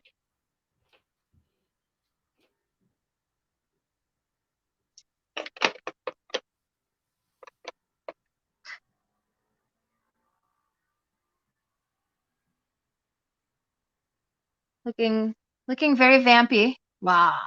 Here will be your next choice, you guys. Do you want me to do a nude lip with this dark bold eye, or shall we go black and red? Something very bold. I'm voting for bold as we wait for everyone else. AJ's checking on whether or not that pencil is, or the brow gel, the brow product is waterproof. AJ says bold. Alicia says bold. Mally says bold. We're here to be bold. Let's be bold. Yes. Hillary says bold, bold, bold. Okay. That probably was like my She voice says isn't. bold and bold. Yes, bold and bold, right. I was okay, I conveyed it accurately. Oh yes, that was beautiful. Feel like I should have gone deeper. Bold, bold, bold. Go boldly where no siren makeup has ever gone before. Boom, boom, Yeah. boom. All right, we've got more for bold. Vicky says bold. B says bold. Amanda says bold. This is our first uncontested makeup debate. Right? We We are are here to be bold. as Mrs. Slocum would say in Are You Being Served? For anybody who's a fan of British TV. And we are unanimous in that. I like it. I will have never seen the show, but will probably be using that phrase. It's a wonderful show from the 60s and 70s, British. It's all about a storefront and all these clerks in the store selling to people at a store called Grace Brothers. It was a big department store with multiple floors, and they had different departments. And the men's and women's stores were put on the same floor. So it's the men's department and the women's department and how they deal with each other. It's pretty cute. Oh, fun. AJ has gotten back to us and says that the NYX Fluff and Fill is not waterproof. Okay. Okay. And Grace's husband enjoyed being your chauffeur at MerMagicCon. Oh, I was so grateful to them. They really helped me around from the hotel to the pool and back. So we talked about the Makeup Forever Aqua Seal, which is a mix-in. Ben Nye Final Seal is also something that, just like the Aqua Seal, you can use to mix in with a pigment or an eyeshadow to help make it waterproof. So that's one thing that we didn't discuss. And there's Mehron, Mehron barrier spray, and that comes in a little clear spray tube. Let's see if I have some. So yeah, it comes in something like this. This is the Ben Nye Final Seal. And the barrier spray you can spray underneath your makeup as well as on top of your makeup to help seal it. A lot of movies and special effects places use that. The Maron, the Final Seal, and the Aqua Seal are all things that you can mix in with your eyeshadow to make something more waterproof.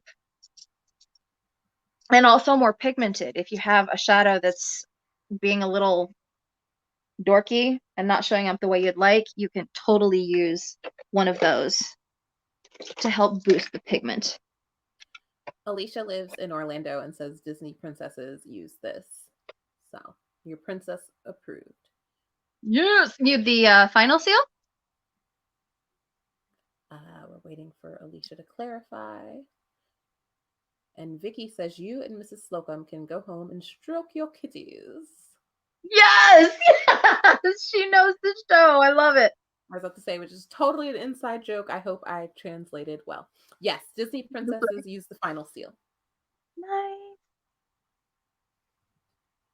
So what I just did just now is I took a little bit of that liquid silver shadow by Hard Candy and put it in the inner corner and toward the center, but not all the way in. I don't want to cover up the red. I just want to brighten a little bit. And you don't want it to dry before you blend it because then it will get pilly. So you blend real quick while it's drying. And that becomes a nice inner corner highlight.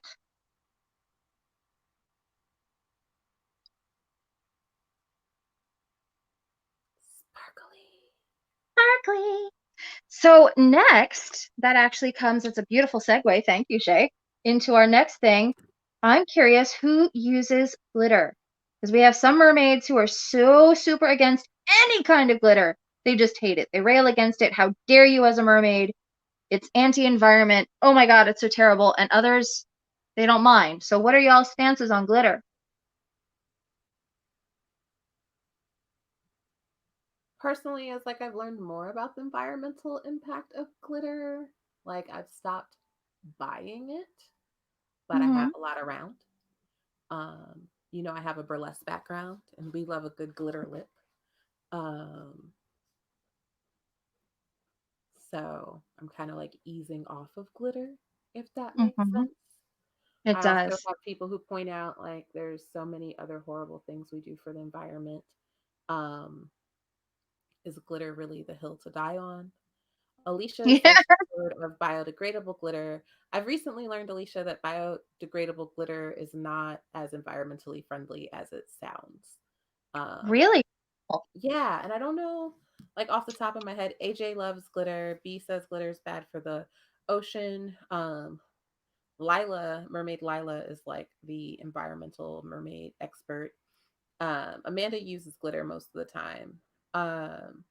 So Lila, I forget exactly why the biodegradable glitter is not as good.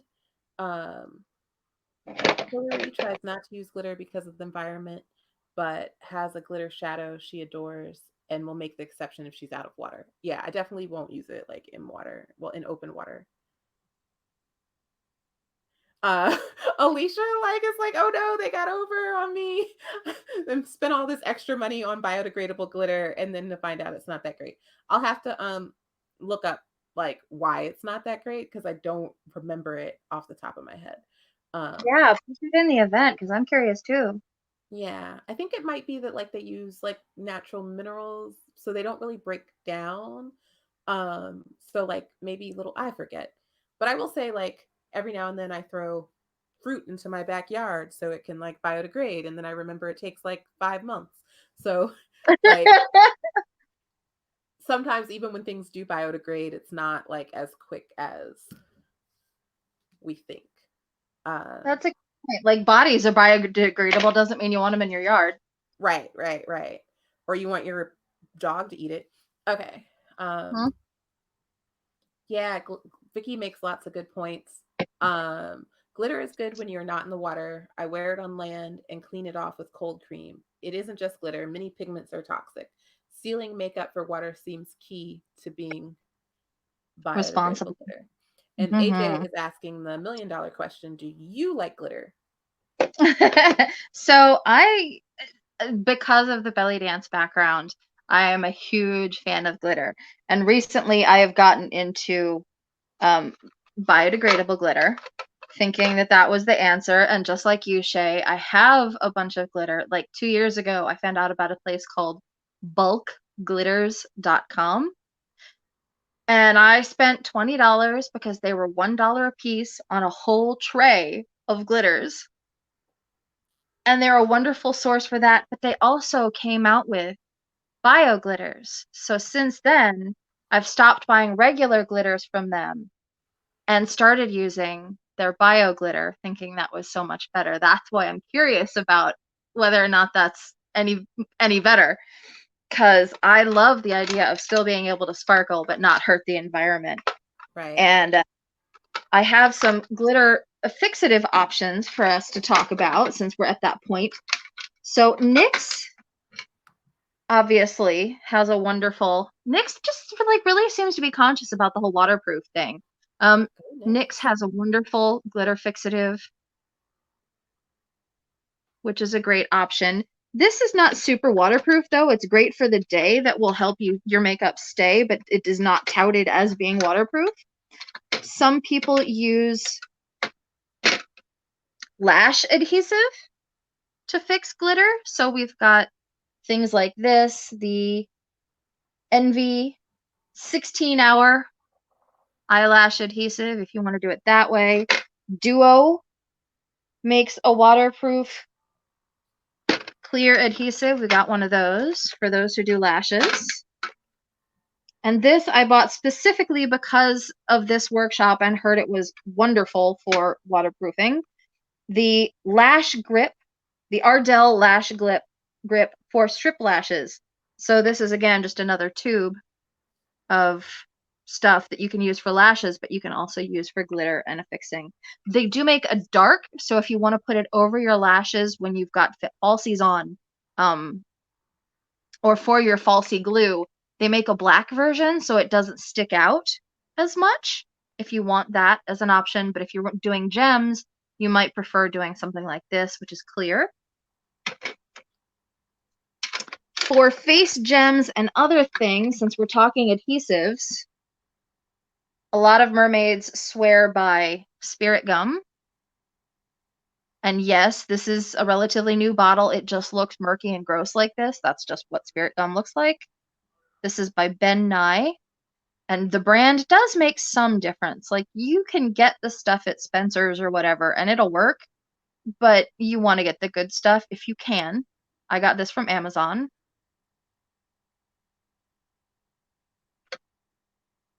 If you're talking face jewels, I do not recommend this near your eyes.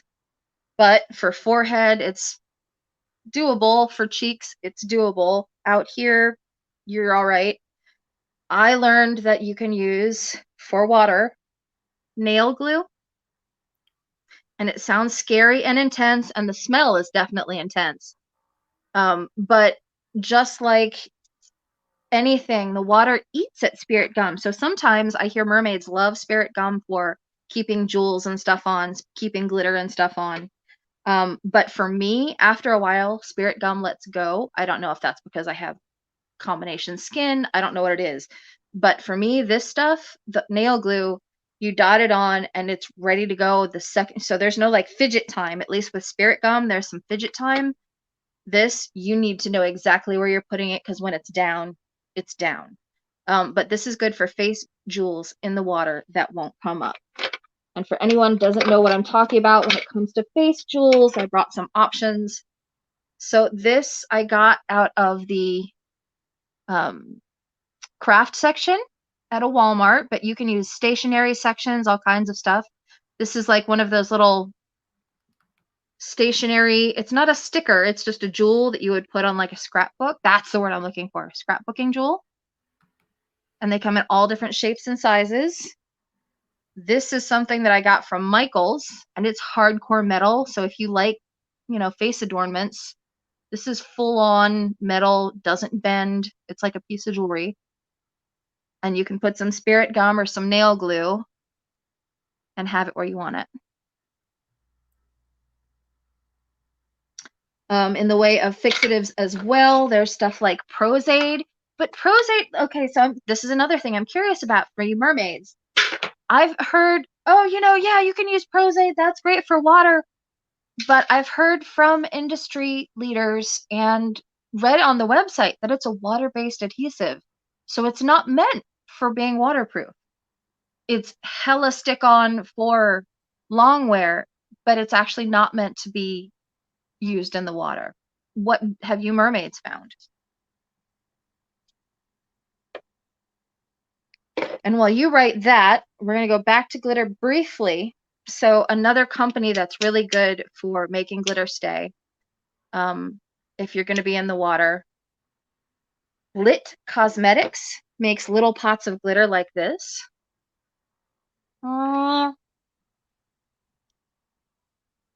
I wrote to them and told them, hi, I'm a mermaid. I'm buying some of your things. I just want to let you know that I'm really excited about using your stuff, because they are the only company that I have found that makes major glitter adhesive that's supposed to be waterproof. So this is their glitter adhesive. It comes in little tiny pots like this, or slightly bigger ones. They're very luxurious, lots of glass. And it's tiny because you don't need a lot. So this is their regular one, and this is their regular, more intense one. So they're 3 levels. They have a glitter adhesive, which is like, fine, whatever. This is like for your festival day when you're going to have glitter on your face from 10 a.m. till 1 in the morning, and you want your glitter to stay all day. Good for some water exposure. This is what they call their forever wear. This is hardcore waterproof glitter fixative. This is marketed as being waterproof, Superstay. Good stuff. If I'm going to be in the ocean, I try not to wear glitter, but if I'm going to be in pools, I'm not afraid of using something like the Forever Wear and putting that on, because I know that I'm using adhesive that's good enough that a bunch of junk won't get into the water. And lastly, when it comes to glitter, please don't use craft glitter on your eyes. For anybody who's new and is thinking about getting into glitter, you always want cosmetic glitter on your face, at least on your eyes. If you choose to, be risky and put craft glitter on your cheeks, then that's your choice. But if you're doing anything with your eyes, please, please, please don't put craft glitter on your eyeballs, because that's made of metals with sharp edges and can actually cut your corneas. Cosmetic glitter is a polymer, is a plastic, or in the eco glitter, it's like a plant-based polymer. So it is made with rounder edges, will not cut you if it gets in your eyes.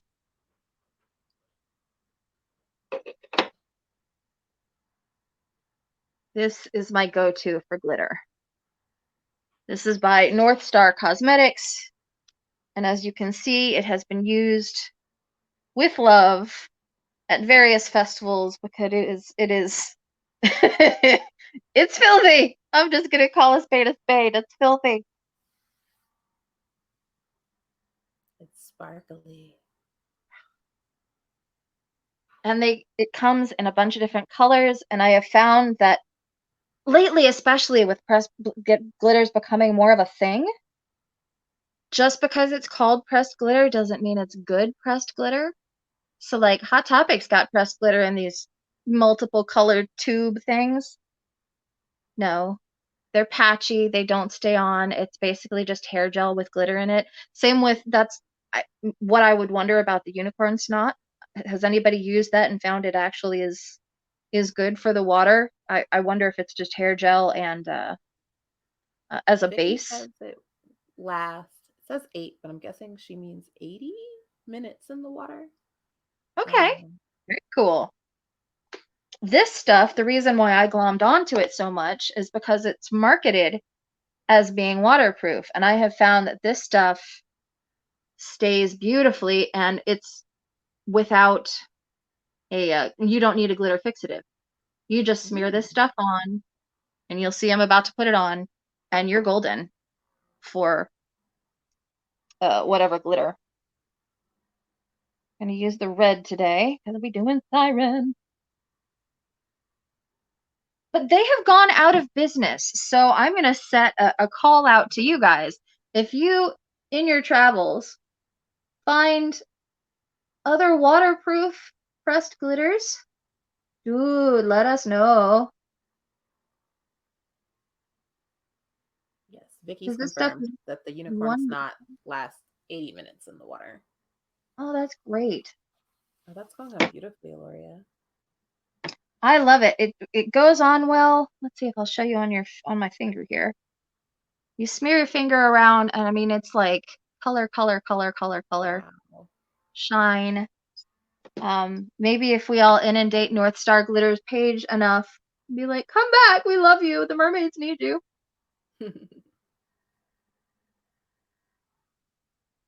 Also, glitter is a saving grace if you have found that your eye makeup is not the way you wanted it to, or you've goofed or whatever. Like, glitter covers all sins. It's straight up, it does.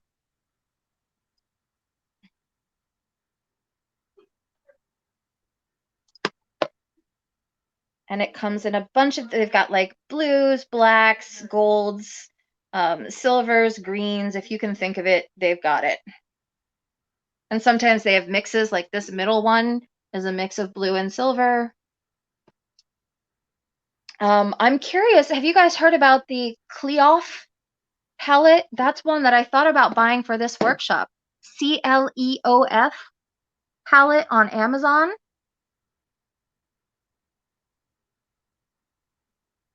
That's supposed to be a waterproof pressed glitter. Boy, that's a mouthful. Waterproof pressed glitter. Blah, blah, blah. Little tongue exercise. All right. Oh.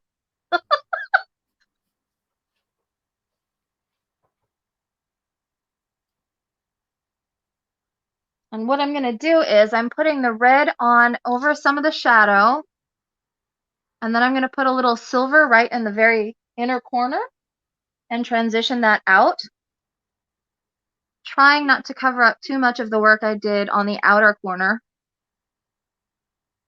And that is one con about this stuff. It stays where you put it. So if you accidentally whoops and get it on your brow bone, say, or, you know, get it on your nose, it's going to be a bit of a booger to get off because it stays where you put it, which is both a blessing and a curse.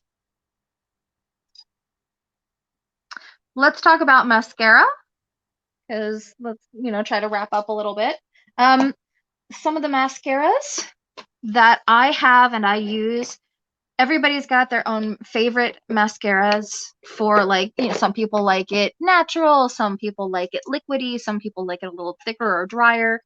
I don't mind my lashes being a little clumpy because that's, again, like the dramatic look. You get the more drama. So I use the L'Oreal Butterfly Sculpting Mascara in the waterproof, and I have for years. It's great stuff. It lengthens and volumizes, is a little clumpy, and is not super wet. It's kind of a dryish, a little drier than I actually like. I like the formula also better than I like the brush. The brush has been kind of pokey lately in the last few I've bought, but I still keep buying it because I really like the formula.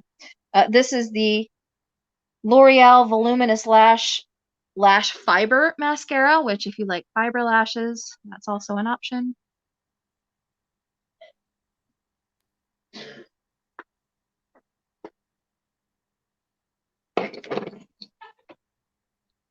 Oh, and the reason why I mentioned the pressed glitter is not only because it's an option and it's waterproof, but if you don't want to have to worry about carrying another product in your bag, so like worrying about the adhesive, worrying about having it be tacky, waiting until it gets to that stage and then putting on your glitter, it's a quicker option with less stuff.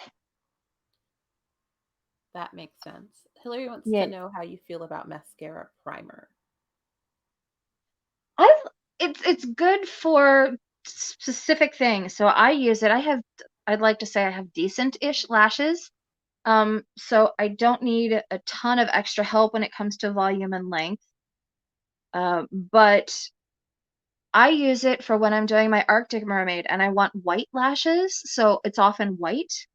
You can also get clear, but I use the white ones and use that to help blot out the lashes, and then I put a white mascara on over that. Um, it depends on what you're looking for, regardless of the color, whether it's black, clear, white. It helps volumize, so if you need that, it's good. Some are good with helping for length, which is good, but it can also make putting on your actual mascara once it dries more difficult. Just like when you try to put on a layer of mascara, let it dry, and then try to go in for a second coat, like your lashes are already chunky and crispy, so it's hard to build up. But others are fine. It just depends on what kind of formula you like and um, whether or not you might. I find that primers also make your lashes really kind of clumpy, really kind of chunky. So whenever I do my white look, it's pretty clumpy. So it depends on what you're looking for. If you want something wispy, maybe not necessary unless you really need help with volume. Alicia says she has invisible lashes, and Dior has a primer that's great. It's expensive, but it's great. And Nice. she's also used a Sephora primer.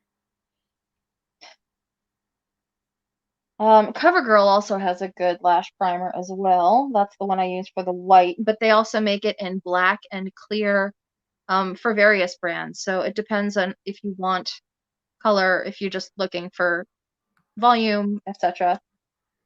Let's see. Another one that a lot of people like if you want waterproof lashes that look more natural is the L'Oreal Voluminous Lash Paradise waterproof. It's supposed to be really, really good. A lot of people really enjoy that. Um, One that I really like that I need to find out about the waterproof version is the It Cosmetics Superhero Mascara. The dryland version of that is quite good. If anybody has used the waterproof of that, let us know. But like we talked about earlier, waterproof mascaras are pretty common because, people know that you're going to want to go out in the rain or cry or whatever. So waterproof mascaras aren't too hard to find.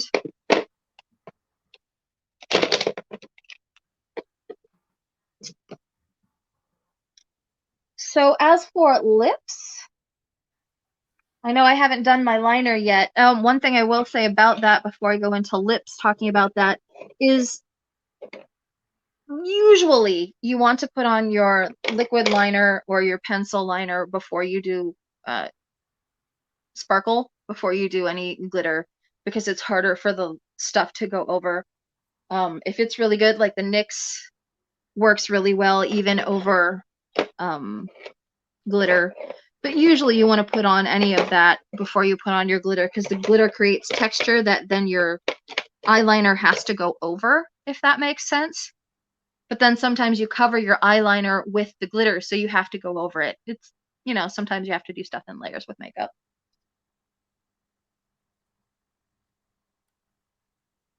When it comes to lashes, for those who do fake lashes, I don't. But just about any lash with a dark band that's relatively thin is going to be good for hiding, but you want to make sure you use those like dark glue, duo glue, Ardell lash grip, major waterproof hold glues. Another lash glue that I've read about that's being really, really good is the Magic Lash Adhesive. Have you guys ever heard about that? I just ordered some from Camera Ready Cosmetics, and it's not here yet. I was hoping it was going to be here by tonight, but it's not here yet. So that's supposed to be amazing stuff and waterproof. Have any of y'all used it?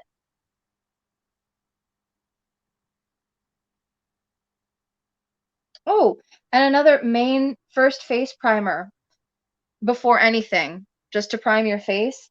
Some people say that you can use straight up pure glycerin. Hmm. I don't know how I feel about that. Glycerin usually is super emollient, which means it attracts water, so I'm not sure about my take on that. And before I put on my eyeliner and mascara, let's talk about cleansers. We had AJ talk about cleansers, yeah? We had some people curious about what in the world to take off all of this bulletproof stuff. So we can mention that now. So the Elemis Makeup Cleansing Balm is pretty good. It looks like a little tub of almost like a Vaseline that's supposed to be quite good for taking off your makeup.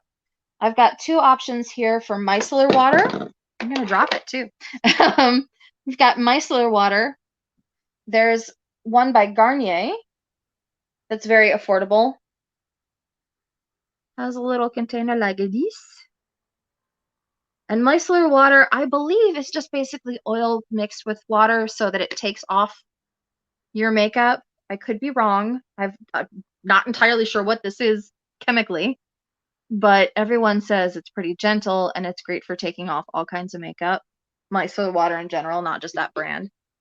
And thanks to BoxyCharm, I just got this. Don't mind the foaminess. I just dropped it, so it's bubbly.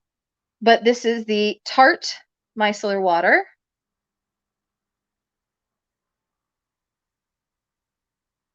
So you've got high end and low end. And what I love about this, look at the delivery system. You push on this little pumpy-doo, and out from the rubbery center right there, your stoof shoots up like a little fountain, and it has the micellar water in that little cup so that you can then use to clear off your makeup. That's super cool. AJ says thank you. You're welcome, AJ. And for sensitive skin, let's see, I wanted to look up stuff specifically for different types of skin.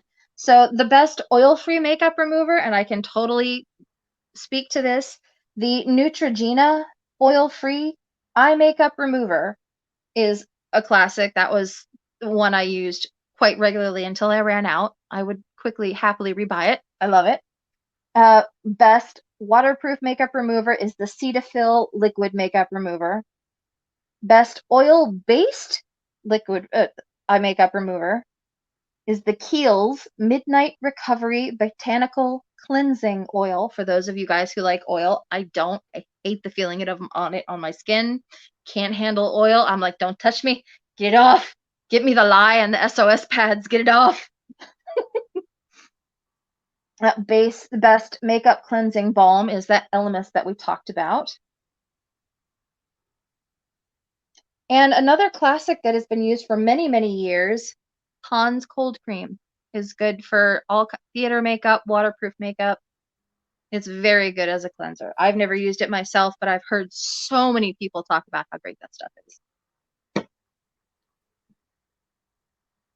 What about you, mermaids? What have you heard as or used as a good cleanser?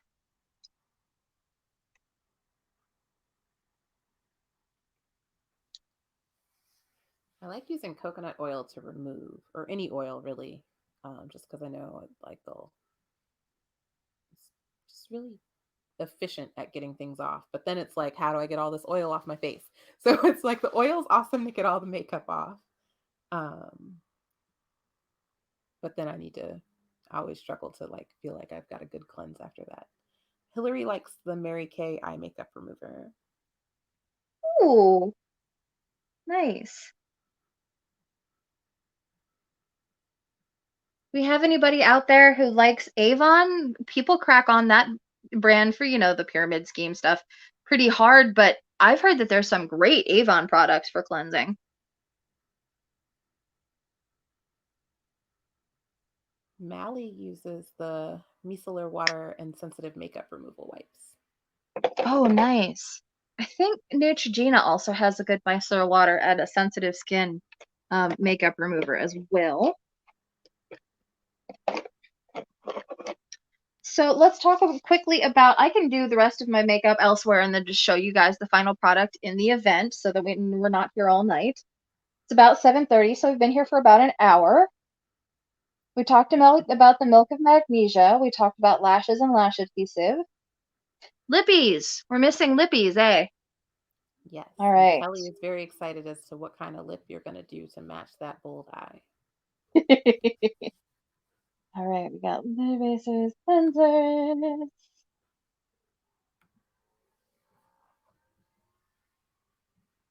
Going through my list. Like, seriously, when I put up this list, you guys, you will see this is a massive scrolly list. There's so many products I was so excited to be able to bring to you guys. So some lipsticks that both I enjoy and I researched to find out to be pretty good. Milani Amore Matte Liquid Lip Cream, which is one that I have putting stuff away. I like them also because they're distinctive in feel. They come in these square tubes that are nice and easy to spot. Here we go. So this is a Milani Amore Matte Lip Cream. These things are amazing. They stay on really, really well in the water. The Maybelline 24-Hour Superstay is also really good in the water. This guy I found is practically like a tattoo. This is the Queen QVEEN liquid lipstick. Is another really good one. The NYX Liquid Suede lipstick line is quite good. Here's an example of one of those. This is in one of their liquid metallic coppers. And you can get these in the drugstore now. They are in Walgreens at this point, so you don't have to go to like Ulta if you don't want to, if you don't have the ability. And that's again the NYX Liquid Suede. Again, we've got that Revlon Just Bitten Kissable Balm stain that you can use for both your cheeks and your eyes. And I have found two other things that I really like. So this guy, the True Matte Liquid Lipstick, is from my local Mid-K by a brand named Nokak. I don't know if it's Korean or something, but this stuff stays beautifully on and it's hardcore. It stays where you put it. Another one that's really good, and another props to Juvia's Place, is their new liquid lipsticks. Look at that packaging. Their packages are so beautiful, and it's a Black-owned brand. So, like, they really paid beautiful tribute to all of these African tribes that they've studied and researched and illustrated. Their palettes come with illustrations like this too, and I always keep the packaging because they're just as beautiful to look at as they are just as makeup. So this is their liquid lipstick. This stuff is amazing. Those other things are great in general, but this stuff as a liquid lipstick is weightless. You barely feel it. It's so light and it doesn't dry. This is amazing stuff. And that's the Juvia's Place. And it's often on sale. I found that they have scads of sales. So even though they're technically not a drugstore brand, if you get on their mailing list, they are constantly having sales.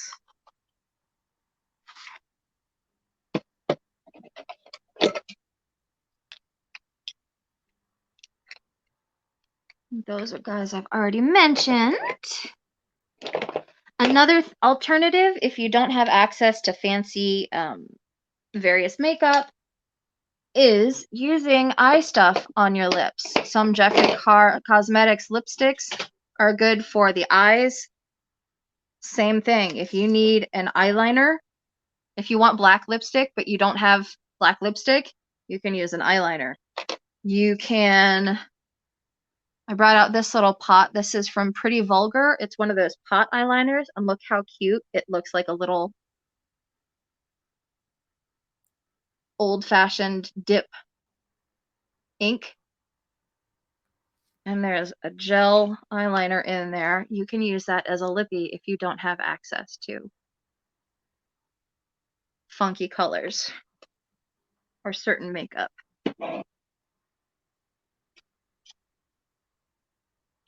Another option for affordable, it's not necessarily drugstore because it's not in drugstores, but the pricing is right. ColourPop has really fun colors. This is their black lippy called Friday.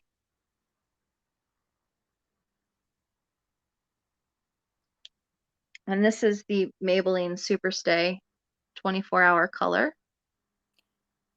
I use that one. So Shay, you can agree, this is like the OG liquid lipstick. This was around in like 2004 or something. Everybody's been going crazy the last 5 or so years about, oh, liquid lipstick, it's this new wonderful thing. And I'm like, did y'all ever hear of this? This has been around forever. I love that stuff.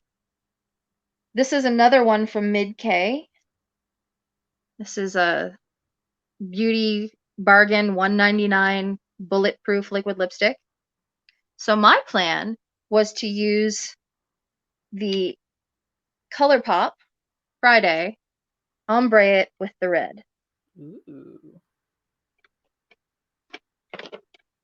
And we had somebody asking about scales, so maybe I should do that now, and I'll just tell you about the lips later.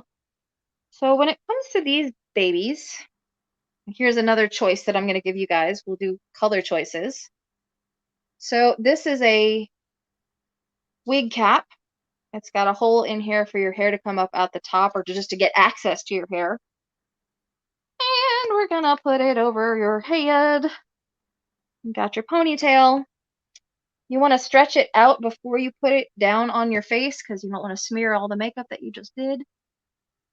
You look like a bank robber. Specifically like the hungry bank robber on the Snickers commercial who robs the bank in the Exactly. pantyhose, and everybody knows who he is. Exactly. You're not yourself, Joe. Are you hungry? So before you do anything, you want to look at your alignment and see if everything is kind of where you want it to be. Sometimes when you put it down on your face, it's bunched up in certain areas or way pulled out in others. So you want to make sure it's where you want it before you ever put on any color. There we go. Aligning my diamonds down the middle of my nose so that they're not all pattywampus. And so we've used black and red on the eyes. What do you guys want to do for scales? Shall we do black and red, black and silver, or just one of those colors? Just black, just red. I can show you how to do ombre, or we can do straight up one color. I'm inclined.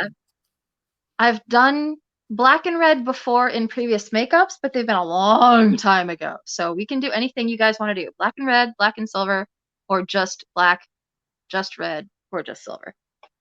Hillary says gold. AJ says black and silver.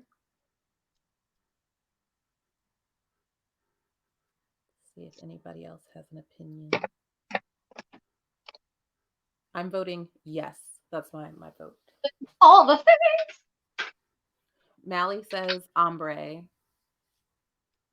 Rock.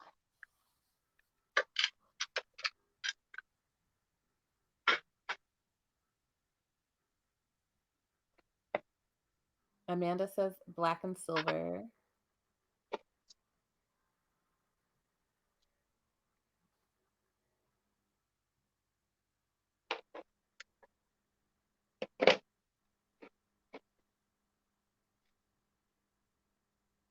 Okay, we seem to have a consensus of black at least being one color.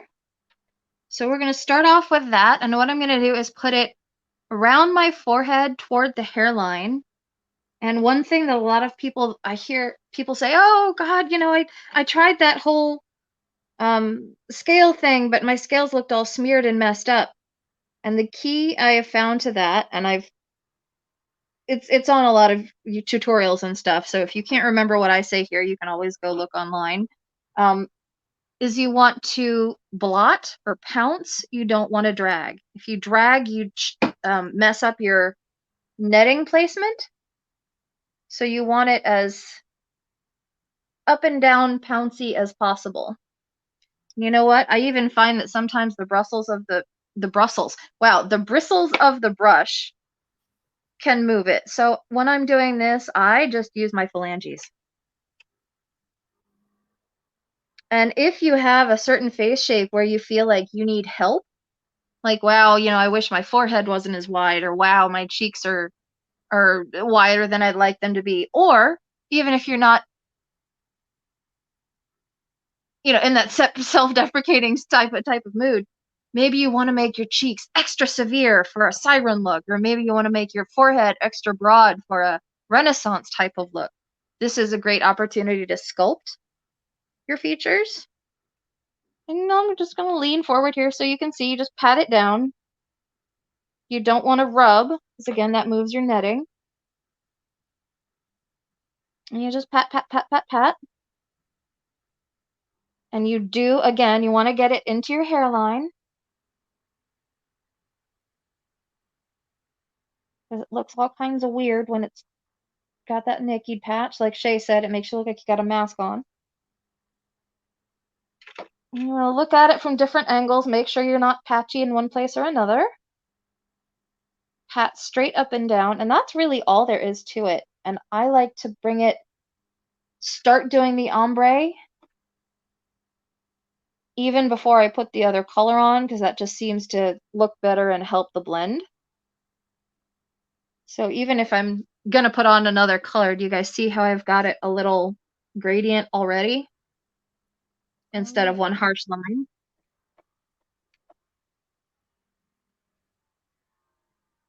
This goes great with my brown roots. Just blend it all in there. That's right, just blend it in. What is y'all's favorite mermaid look in general? Do you like the greens and blues, kind of the natural color palette? Do you like more of the earth tones, the without all a bunch of color? I really enjoy a high glam aesthetic. I like loud, vibrant colors. And AJ is confirming that you're using black eyeshadow to do this? Yes, I am using the L'Oreal Infallible.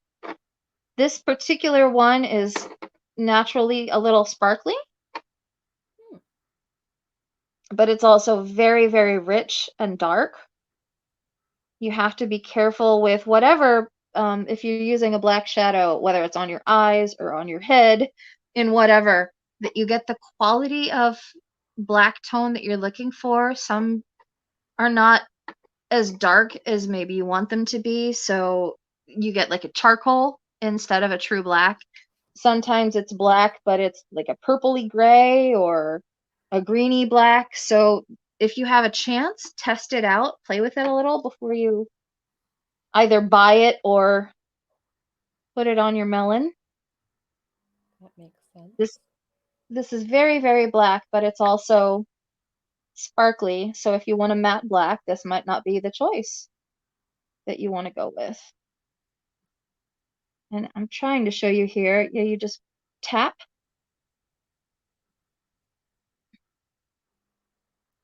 Tapping makes so much sense. Have you tried these before, Shay? I've had it done to me. I haven't done it. It's funny because I have lots of old fishnets laying around. Do you do the goth thing where if a pair of stockings don't fit you, you make them into arm covers? I've never done that. That's a modus operandi for me. I'm like, wow, these tights are way too small, but guess what? They will fit.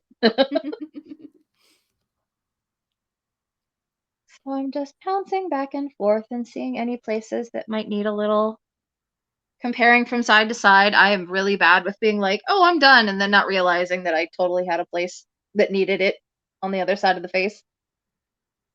Just take your pictures in profile. It's fine.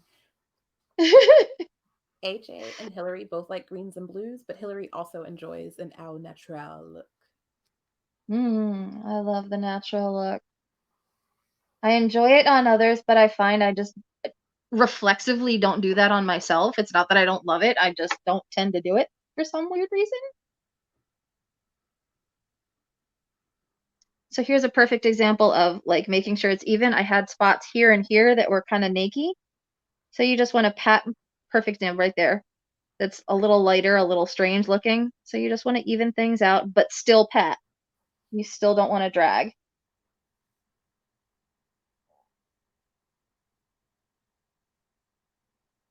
So what was our winner? Are we doing black and silver or black and red? Black and silver, I believe. Red didn't even make it. We've got ombre. Yep. Black and silver, ombre, and then a gold. But yeah, silver is our winner. Right. I would do gold if I was doing more of the steampunk look. Hillary was voting for the steampunk look, so I see why that was her.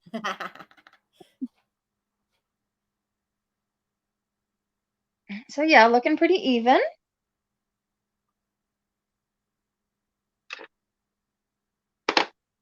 I'm gonna have to buy a new eyeshadow pot because I can see you guys through the bottom of my my eyeshadow.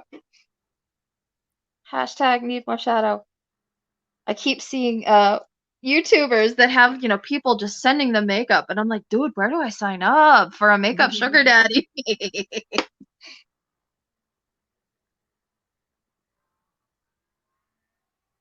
And something I've always liked doing on myself, but of course no one needs to do it, but especially when I'm doing it as doing my makeup as a siren, I put a little widow's peak, or sometimes a large widow's peak, on myself. That's my mother has one naturally. I have a small one naturally. So I kind of like that face shape of doing like the little Freddie Munster.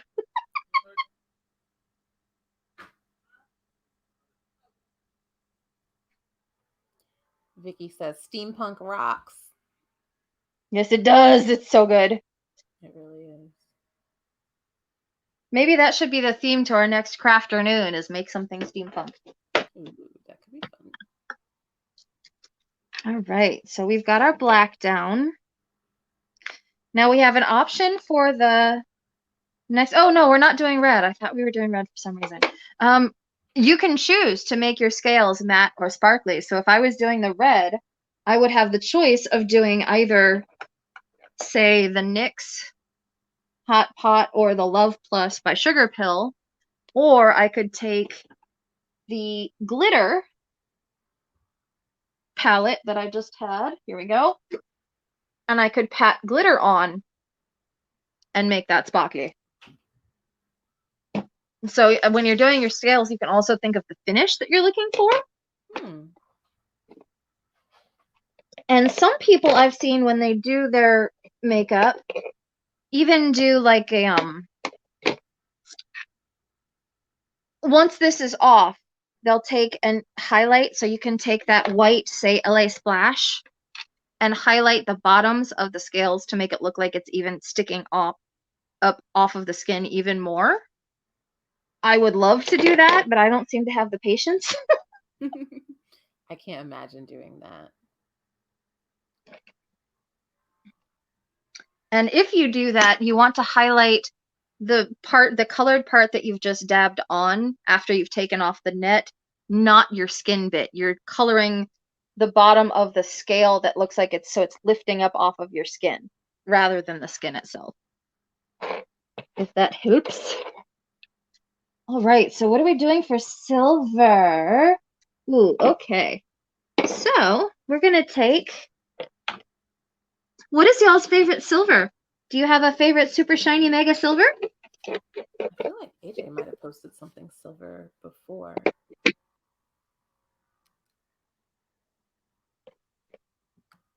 Way up in the comments.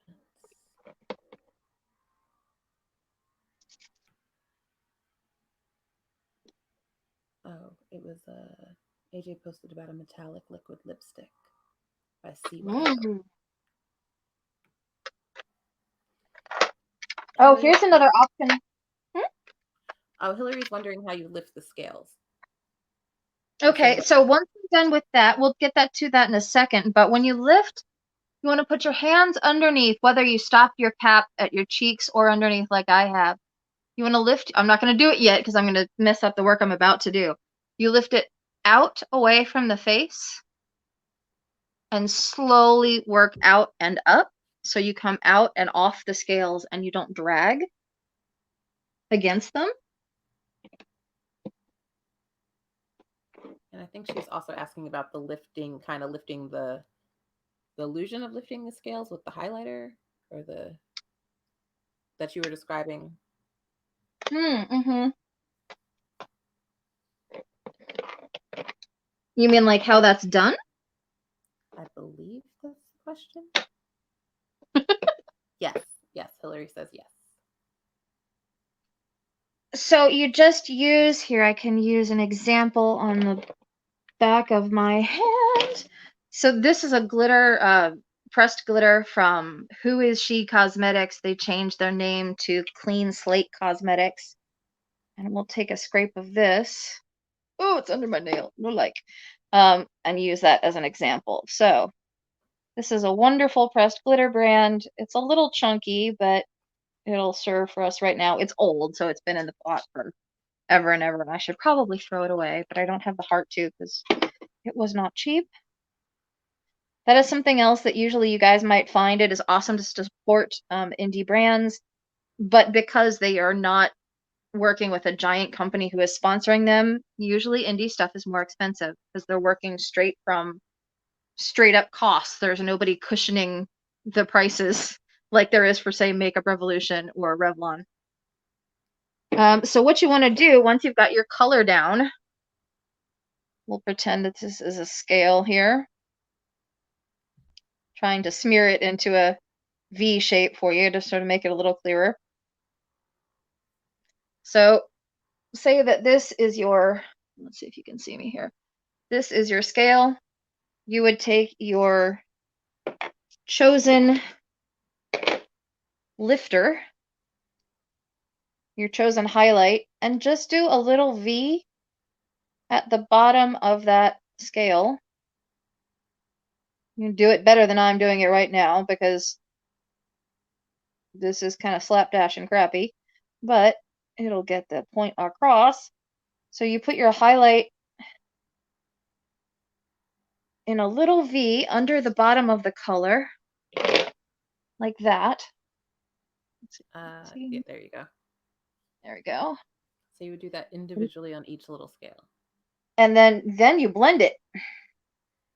And sometimes you have to put some of the color back on. But if you don't blend it, it'll look like it's just sitting. But once you blend it, but you have to do that for every single scale. And I don't have the time for that. Other people might, but I do not. But also, it's a vision thing. Like, seeing every little thing that's way up here on my forehead is difficult for me. That's another reason why I won't do it. So I'm going to use this Makeup Revolution liquid highlight. Here we go with repurposing product. I'm going to take my ring finger. Try to wipe off some of the black shadow on my black pants. And just dab it in. And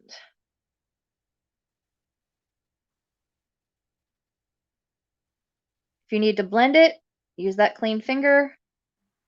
And that'll be the start to the silver. And I like blending a light over a dark because if I've gone too far with the dark, this is a great way to make it come back from that a little bit. You're like, oh God, I went too dark too far. And I will warn you, scales can be a process, especially if you're a Virgo like me, or just really into detail. Because if you want that ombre to be perfect, sometimes it takes going back and forth.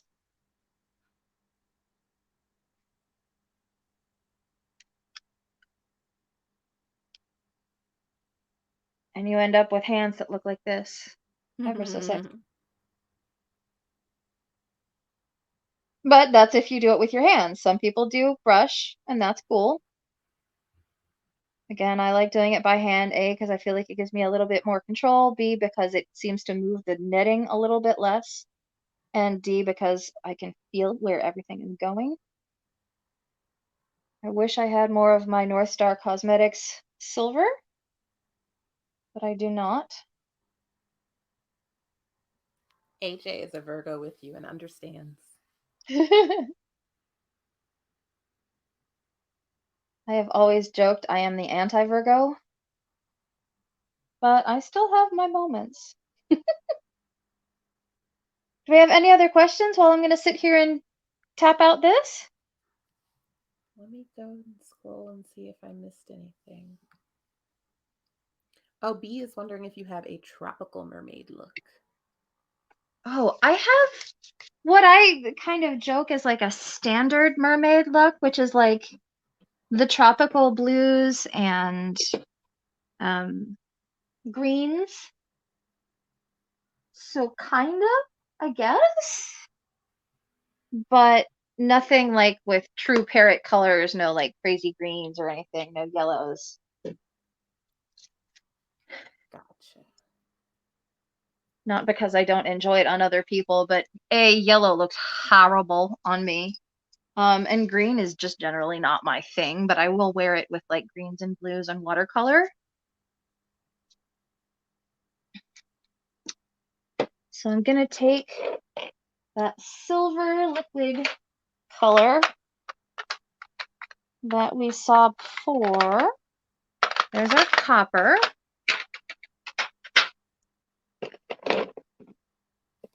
There's our Milani. There's our silver. So I'm going to use this liquid silver after I've cleaned off my fingers a little bit. And I'm just going to dab this on to make a more pronounced silver.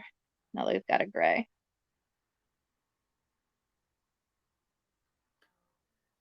Oh, we haven't talked setting sprays. So one thing that I know is like pretty classic. Everybody knows Urban Decay All Nighter is like great for underwater, yeah? We know now. That is a big favorite for a lot of performers and mermaids, is Urban Decay All Nighter. AJ is asking if you're going to put scales on your cheeks too tonight, and I am actively going to discourage that because it is after 11 on the East Coast. Yes. So But I I will mean, do if that. you did it, I was about to say like afterwards and posted pictures. Yeah, for photographs and stuff, definitely. So we're just gonna go real quick to finish this little bit here. And the one thing with when it comes to scales is that you want to get done what you've got, what you get done now. Basically, there's no going back. Once you lift that net, it is really going to be hard to put the net back down exactly where you had it.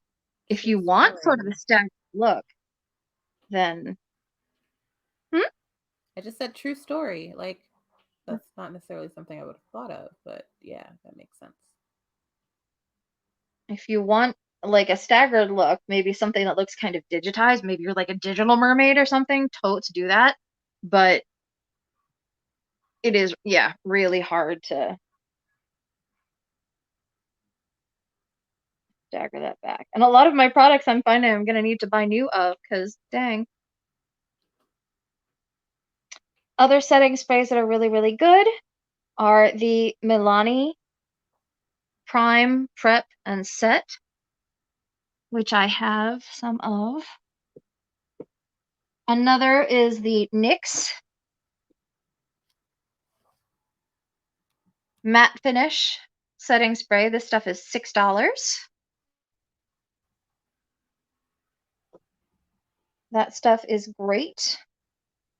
Urban Decay is about 30 bucks. So it is not cheap, but it is also lauded as being waterproof and mega. This is the Milani Make It Last 16-hour setting spray. There are two different versions of the Make It Last. There's the natural or regular finish, and then there is the charcoal. This has charcoal in it for oil absorbing. If you're particularly oily, this is a good selection for you.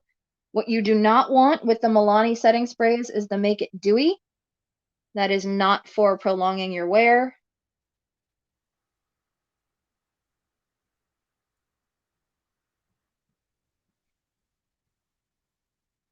Then you can also use things like what we talked about earlier, the Ben Nye Final Seal, the Makeup Forever Aqua Seal.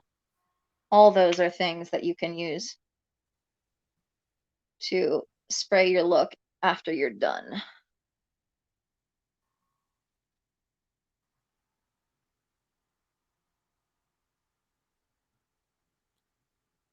Hillary wants to know if you know of any good coral shadows or lipsticks. Coral shadows. Well, coral is kind of like the color of the year, so way to be on it in fashion. You've got kind of a corally shade here in the main squeeze palette. This little guy right here. By ColourPop.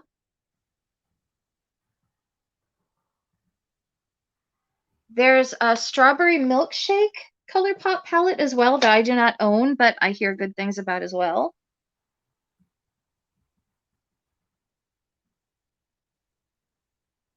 Do I have a craving now just because you said that? Oh, and one final thought on foundation is that Ben Nye's cream colors, some people use. I'm not a fan of them because they're a little heavy for my taste and because I don't like that oily, greasy feel. But my friend Orchid, who is 65 and a performing mermaid, she swears by these as being water resistant. So these are the Ben Nye cream foundation colors. These are very well known for theater makeup. So you would put these on with like the little triangle sponge way back in the day.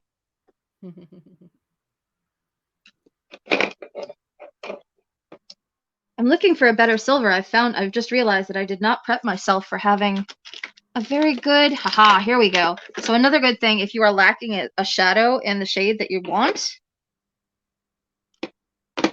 highlighter to the rescue. So I'm going to take some of this Wet and Wild Fire and Ice. This is the ice shade. I'm going to brighten up this little bit, and then we will take this off and be done. I'm sure Shay is like, I want to go to bed. No, I'm quite intrigued with everything you're doing. This is awesome.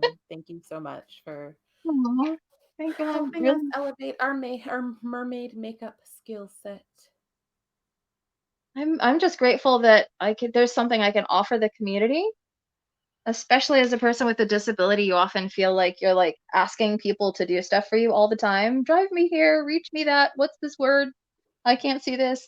So it's really nice to have something to just offer people and be able to give a little back. So that's really rad. AJ says, thank you. Loved it. Thank you, AJ. So if I had more time, what I would be inclined to do naturally is to add some glitter on here. But I am out of silver glitter in the pressed glitter, and I don't want to worry about that kind of time. So we're just going to use that highlighter. And again, you want to smooth it out now, because if you try to blend, once your net is up, you're going to mess up your netting, your fish scales. So you got to handle any blending before you take off the mesh. Otherwise, you lose your you lose your scales. You can also do things like instead of using highlighter on your cheeks, before the mesh goes on, you can put highlighter, here, I'll do it now. Put highlighter after the mesh goes on, and then you have like very subtle scales. You can do this with glitter. You can take your pressed glitter or even your glitter with your adhesive and tap that on and have glitter scales if you don't want like a bunch of color.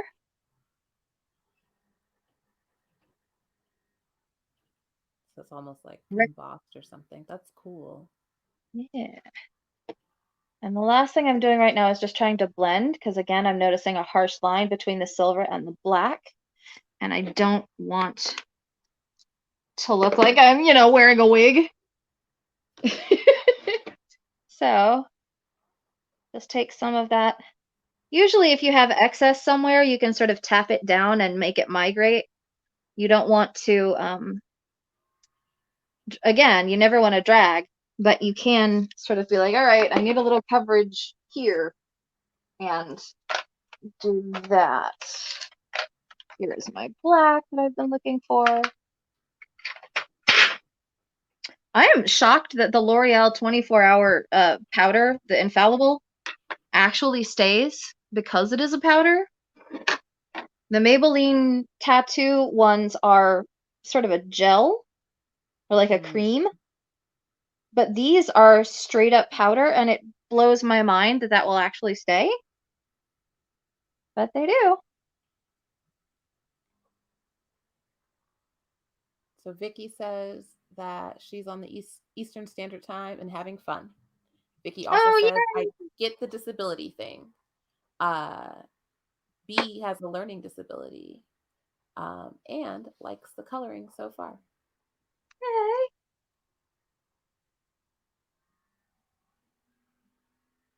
Got this one spot on the crown of my head that is just like, I'm going to see if I can make her work. Oh, there we go. Starting to blend better. And that is something that I will, if you're new to makeup, it helps you cultivate patience. If you are not patient, like some of these steps, you have to go back and forth and back and forth and back and forth. And that can be really frustrating. So if you have less patience, then you might try simpler, more natural looks just because they take less futzing. Futzing. What a great word. Right? Yiddish makes everything better. And I'm seeing a better blend here. Might take my brush at this point to get into the little corners of the container. La la la la la. Blendy, blendy, blend. That's much better. And something else to consider if you're doing something like this, any look with scales or anything by your hairline, are you wearing a wig? If you are wearing a wig, you might want to bring things down just a hair so that it can be seen past your wig.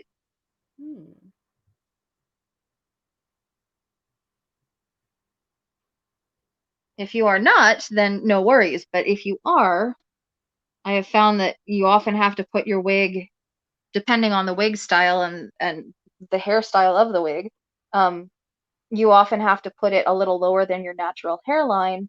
So if you do all this work and then put a wig on and it's gone, that can be a little frustrating.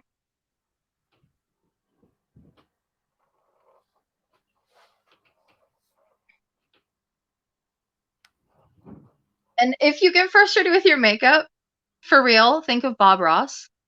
Happy little scales. Just a happy little eyeliner, like it totally, it takes a little of the tension out.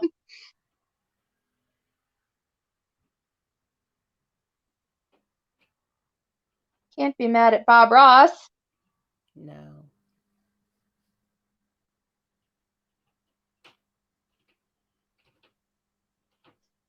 I would love to know how many of you guys have gone to Mermagicon? I know Shay has. That's where I met them. That's where I met her. What about y'all? We got other folks. I don't think AJ has. I know Grace did. And Alicia did. And Alicia did. And Hillary did. So most of us. Yeah. What do you guys think about having a makeup workshop there? A quick little hour-long, more a Q&A less than a demo. I think that's an awesome idea. AJ has not been to Mermagicon, but would love to go. Yeah, AJ is out here on the West Coast with me. Travel buddies. Hillary says Okay. yes to a makeup class at um Mermagicon. There's so much that happens there that like last year was my first time that I didn't know that we could do stuff. Like I wanted to film TikToks in the pool so bad, but I wasn't sure that was allowed. And then I got home and found out that, you know, of course, a bunch of people are doing TikToks. So it's good to know for this year we can get all done up and go play. All right, you guys. So that is looking pretty complete to me. I sort of blended the black and the silver together. What do you guys think? That looks, oh wow, that looks really good. Is there any places that I missed?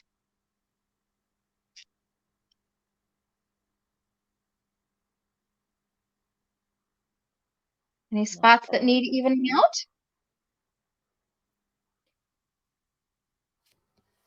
Vicky is in Muncie, Indiana, where Bob Ross was actually painting the happy trees. Oh, that's amazing. And Mermagicon is in Manassas, Virginia, which is right outside of DC, functionally. Oh, Joseph came back. Welcome back, Joseph. Welcome back. And now B you're then being greeted by a monster. Me? I was just saying, because B said that they wish they had money to go back to Mermagicon, and I was going to say it's not until March of 2021, so maybe you have time to save. It's a really good time. It is a lot of fun, and there are a lot of good people there, and you don't have to be any one way. I definitely appreciated that Mermagicon is opened to all kinds of MERS. We saw fabric tail MERS, we saw silicone MERS. Yes, Vicky, come. Yeah, Mermagicon is just a great time. I haven't been to any other mermaid conventions yet, and I'm lucky because Mermagicon is really at the one of my home pools. So for me, I mean, aside from having to pack up all of Society of Fat Mermaids, it's just around the corner, so it's not a huge burden to get there. But nonetheless, it is just such an amazing experience, truly. And I'm gonna write in the comments just Mermagicon mingling group, because that's also a cool community, and you can kind of already like start pre-meeting people. Mm-hmm.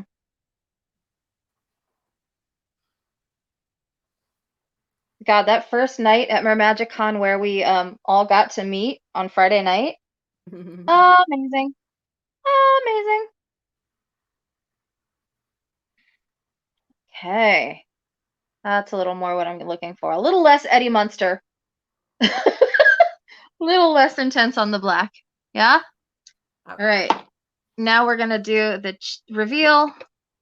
Get this other cheek before I forget. But you know what? If you ever have a place that's spotty on your makeup and you're like, oh no, I forgot a thing before I did this other thing, or oh man, I just realized that X, Y, or Z is wrong with my makeup. Fish's scales are not uniform. Like, so if you forget a spot, just know that like nothing is perfect in nature. It is all good. I like this theory. So I want to carefully pull out. Get your hands under there, pull it off of your face and off. Oh, wow. Let's see how we did. Oh, yay! They came out really clear. Woohoo! I don't think I've ever seen anyone do that with the black. That looks really good. Thank you. Now, what I am inclined to do often, and you'll see in pictures, I'll put pictures up of the final look once we're done here tonight. I'm going to do off camera. I'm going to put one of those big jewels that I showed you in the center of my forehead. I guess it's the belly dancer thing, but I always love having some kind of crown adornment here. So I'm going to put a little jewel like right in the middle there. Cool. Plus, you guys, if you ever have a blemish or a mistake in your makeup and you're like, oh my God, I've already cemented it with the setting spray. What do I do? Totally stick a jewel on it. If I've had a blemish that I can't cover no matter how much I try, I'm giving you a trade secret here. Slap one of those little fake rhinestones. No one will ever know. Brilliant. Seriously, it just looks like it's part of your thing. And then you know it's covered and you're not all self-conscious about it. Or like if you messed up, say I have a giant smear here, stick a jewel on it, put a crown over it. Nothing is unsavable. That's one of the great things about makeup. That's awesome. Awesome, awesome. So you want to finish the rest off camera and then just post pics? Is that what you're leaning towards, or do we get to see your Do the dramatic lip lip? real quick if Yeah, anybody want. Do you guys want to do the lip? yeah, absolutely. I'm speaking on Okay. behalf of all of us, and yes, we want to see. Rock on. So I'm gonna put these away out of my way here. Oh, and by the way, if you guys like highlighter, freaking Wet n Wild, they're like $4 or $5. They're amazing highlighters. All the beauty gurus talk about how Wet n Wild highlighters are better than even a lot of high-end ones. So you've got quality and affordable prices, which is really nice. This is another thing that's really awesome. This is it's a not a Wet n Wild, a Who Is She cosmetic product that is both an eye and a lip color. It looks like a liquid lipstick, but it's actually a liquid eyeshadow. So that's an option. Let me get my lippy out.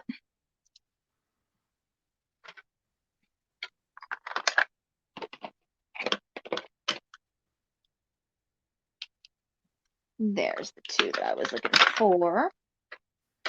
One thing I'll say about the Maybelline Superstay, I freaking love it. And Shay, you were talking about this. Have you noticed that it ever gets pilly after a while? Maybe After if long I wear. like, yeah, really long wear, or like if I don't get the timing right between the like wet end and the dry end, like there's like a magic sweet spot.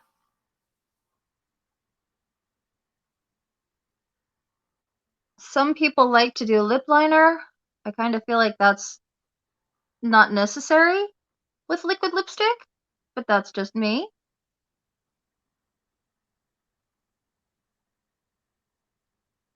Other people really like having that guideline of where to go.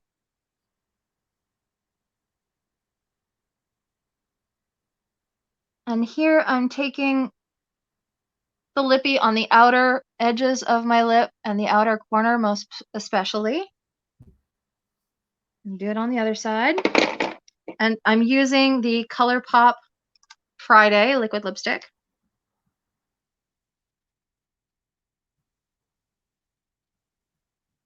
But the other one that I was thinking about using was that Juvia's Place.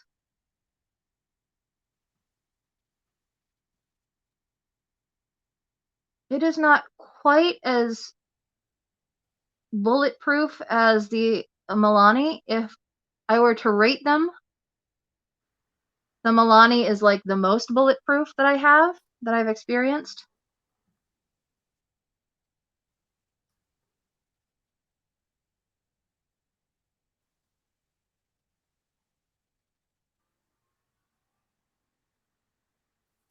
I'm sure you'll love to hear this. B says that they love to support other people with disabilities. It means a lot to them.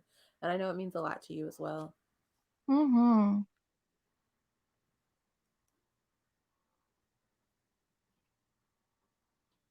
Thank you for that, B. So you'll see here I've just done the outer edges and toward the corners. Now before it dries, I'm going to get this mid-K. I think it was like a Kiss Cosmetics liquid lip.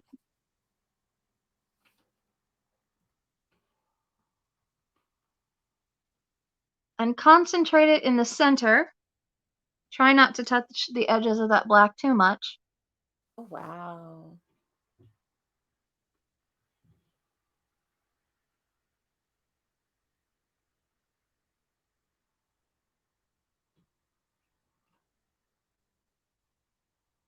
And then you just rub. Meh.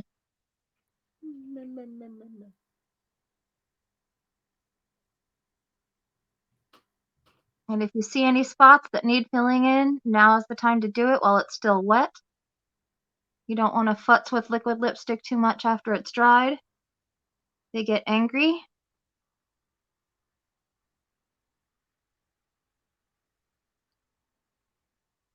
And it's a little darker than I'd like, so once this dries, I might put a little bit more of the red right in the center.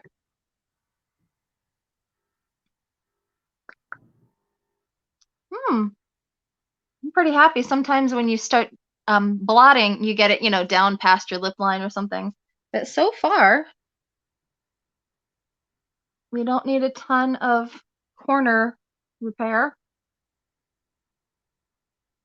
Something that I had to learn when you're fixing the line of your lip, try to take your finger up off your skin right at the corner of your lip. Don't keep going, because I have truly done this myself.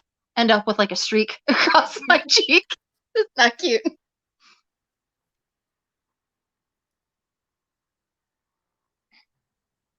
Now, AJ had an internet cutout and is confirming. AJ says, what did I miss? Black eyeliner, then red lipstick. Is that right? The black was actually a lip product, correct? The black was on the outer sides of the lip. And I'm going to take that Queen lipstick and put that a little bit on the inner. No, I should make one final choice for you guys. So, do we want to see this center part brightened up a little bit? Or do you want me to put some of this silvery lavender down in kind of like a warrior line down the center of the lip? It's very popular in like belly dance to do like a line down in the middle. But with every culture, the Celts did it. They would put tribal markings on their faces. People in Brazil, like the indigenous peoples there, do various markings. So every culture has had some cool, like, I am bold, I am being badass kind of markings that they've done on their face, which is very neat. All right, we've got 2 votes for the Lavender Warrior and 1 vote for red. 3 votes for the Warrior. All right. Okay. So what I'm going to do is do a touch of the red on the outsides just to create a greater ombre difference. A little more ombre effect. A little less black. And then I will put that little dash in the middle.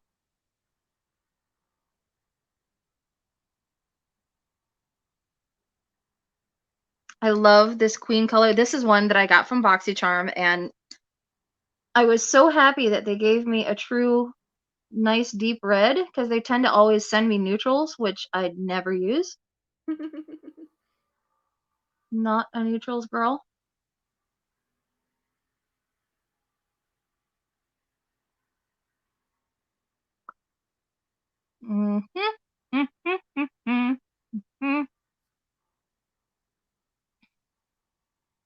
Another good thing about really pigmented opaque lipstick, not only does it stay longer, but for anybody who has like a difference in their mouth, like one of my favorite OG YouTubers, Vintage or Tacky, she's got a scar on her lip, and she can cover it with like the great pigment liquid lipstick, or any lipstick with lots of pigment, that you can correct your lip shape. Say you've got the bow of your lip higher than another, or a really thin lower lip, you can change that with lipstick, which is kind of amazing.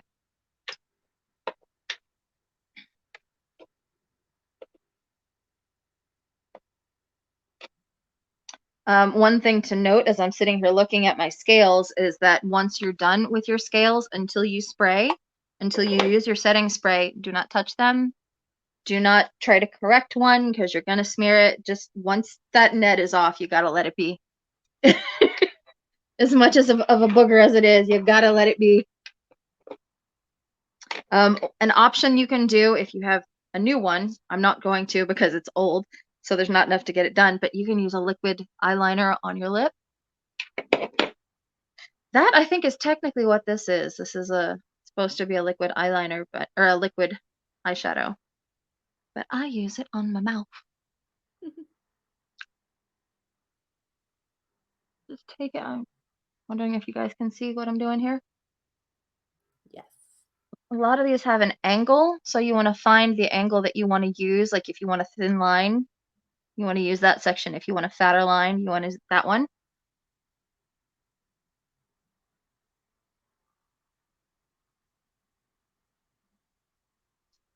Get my mirror a little closer here. This is the hardest part, is getting a straight line that's even on both sides.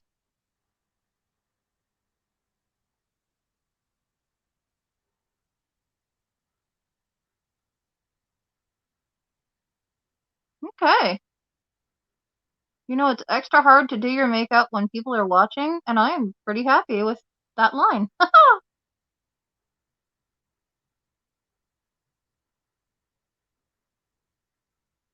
We can't see, it's behind the mirror, so we're waiting for the big reveal. Whoa. Wow.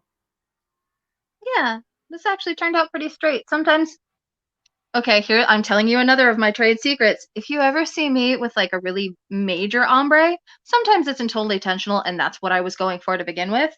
Other times, I start out trying to get this, and if it's janky, I will blot that booger around and make it more of a dramatic ombre. So again, you can always work and play with makeup. And be careful that you get it inside your lip so that when you open your mouth, you don't have a butthole effect. Who does it? Sophia Nygaard calls it the butthole lip. So you want to get it sort of in the inside. That way when you kiss, instead of And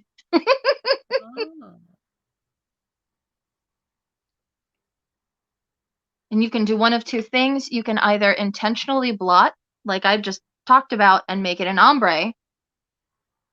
But if you want to keep that line crisp, you got to make sure not to rub your lips too much. AJ wants to know where to get a good mirror. Pretty much anywhere. If you can go to places, to beauty stores, and get like really fancy mirrors, that's going to be my next big makeup purchase, is going to like Ulta and getting the 10x mirror. This used to be a stand mixer that it used to be a stand mirror that one of my cats knocked off the table. So now I just use it this way.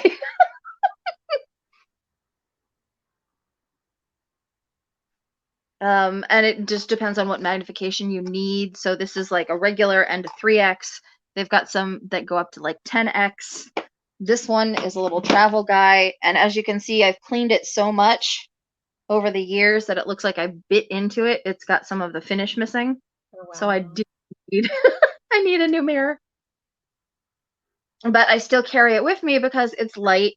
And if I fill the battery compartment, it's got a little light. Oh, cool. That I can use. Do you guys have any questions about makeup on the go, traveling, anything like that while we're here before we go?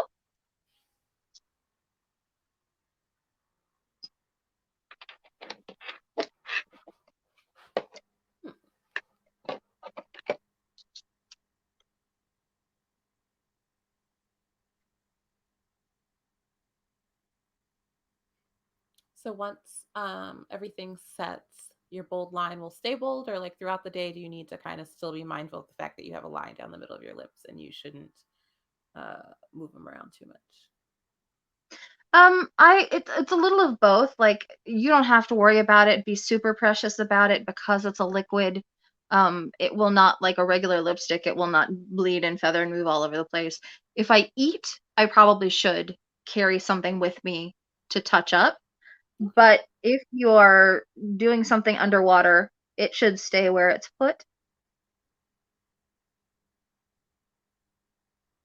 And because I'm doing a siren look right now, I am doing a very bold outer wing. I'm trying to keep it very thin to my eye so we don't cover up everything that we just did.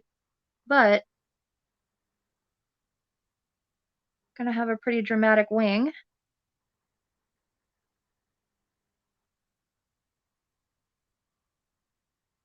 And I like to use the bottom of my eye as a guide and bring it down, start down here and bring it up.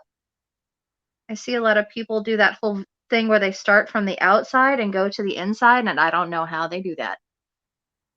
That is magic to me. I start from the inside and wing out. And I've got a pretty bold one today because Siren. Yeah. Yeah. Vicky And what I'm wants going to know. Oh, go ahead. No, I was just going to say something about what I'm going to do later. Please, Vicky, go ahead. Do people react to you more as a mermaid if you were wearing a makeup as opposed to how they react to you if you're not wearing makeup? I don't tend to mermaid out in public without makeup. Every once in a while we have swims where it's just me in a bathing suit and I just happen to put on my tail. But those are just casual swims. If I am in full-on mermaid garb, I am in usually full makeup. I have found, though, and my friend Orchid, who I was mentioning earlier, she has commented on this as well. In my day-to-day life, when I am not wearing makeup, I don't get really commented on at all about my appearance. When I am wearing makeup, oh my God, you're so beautiful. Oh my God, you're so pretty. So it's interesting how that changes how people see you and that people see you. Sometimes you don't even get seen when you're not wearing all the stuff. And then when you are, it's like people finally notice. So it's interesting, the psychology of that. Yeah. I'm like you. If I'm a mermaid, I probably have makeup on. And my friends tease me because we'll have meetups, and I'm the one who's always like putting on my little bit of makeup for just a casual swim. But I have this thing, like if there's going to be a camera, I'm going to have on makeup. Well, as a mermaid, in my regular life, it's hard to get me in makeup. Absolutely. And in my daily life, people think, oh, because I do all this makeup, I must run around 24/7 just with full cake face. And that could not be further from the truth. In my daily, because I wear all this stuff, I try to keep my skin as uncovered as possible, ungooked up as possible. You need to give your skin, especially if you do the full cake face, time to breathe, time to live, time to rest. Because this is a lot for your skin to handle, which is why I'm super glad that AJ asked about cleansing, because you need to do not sleep with your makeup on, please God. We all do it every blue moon when we're absolutely exhausted and we fall on the bed thinking, I'm just going to check my phone. But like, for the most part, please God, if you do a bunch of makeup or even just foundation or just concealer, if you're putting crap on your skin, please clean it before you go to bed, because your pores get very unhappy if you leave all this stuff on your skin for an extended period of time. That's true. Vicky says, yeah, makeup helps with fantasy, even in the real world. As for lashes, I don't tend to do them, but I have found something that I'm going to do later that you guys will see in the end result picture. I don't tend to do the classic lashes, but I just got magnetic lashes, and I love them. I put them on once a couple nights ago. They are so fun, and they actually work. I think one of you guys told me way back when that they have tried magnetic lashes and those don't work in the water, which I'm surprised about. Yeah, Because you would think said that, magnetics. and I've read that in a couple different mermaid boards that they're really cool on Interesting. land, not so great underwater. I wonder why that is. Because you would think magnets would work wet or dry, but that's strange that Maybe they it's don't. like the motion. Maybe it's the force of the water when you're like moving. You know what I mean? Like maybe the water, it's not like the wetness so much as the like density, weight, I don't know, physics. Maybe. Yeah, maybe Maybe it's it's the physics, not the chemistry. That's what I'm trying to say. beautifully put. Yes. Maybe it's the physics, not the chemistry. And maybe it's a combination of both. Like there's enough slip that if you get a little bit of water up under one of those magnets, Yeah. it's entirely possible. AJ Do we says have that looks beautiful, Loria. And Oh, it really does. thanks. And a little spooky. Actually, a lot spooky. Wait till you see, I might put one of my TikToks up. The reason why I've been wanting to do this is because there's this cool goo technique where you mix charcoal in with water or some other medium and you do like this kind of bleedy thing. And I've been really wanting to try it. So I've been wanting to do my spooky siren for a while now. And that's part of what this is going to be. I'm glad we gave you an excuse. Yes, thank you. Thank you. I always feel like I don't do TikToks as often as I should just because it's a lot, like it's a process. So I often do TikToks after I'm done eventing. I cheat. I come home and then do a couple TikToks. Smart. Before we wrap up, if anybody is interested, I will be doing in future videos. I just got the SpongeBob full makeup set from what is the company that does that? The whole SpongeBob. They do the Legendary palette. Do you know what I'm talking about? Google does.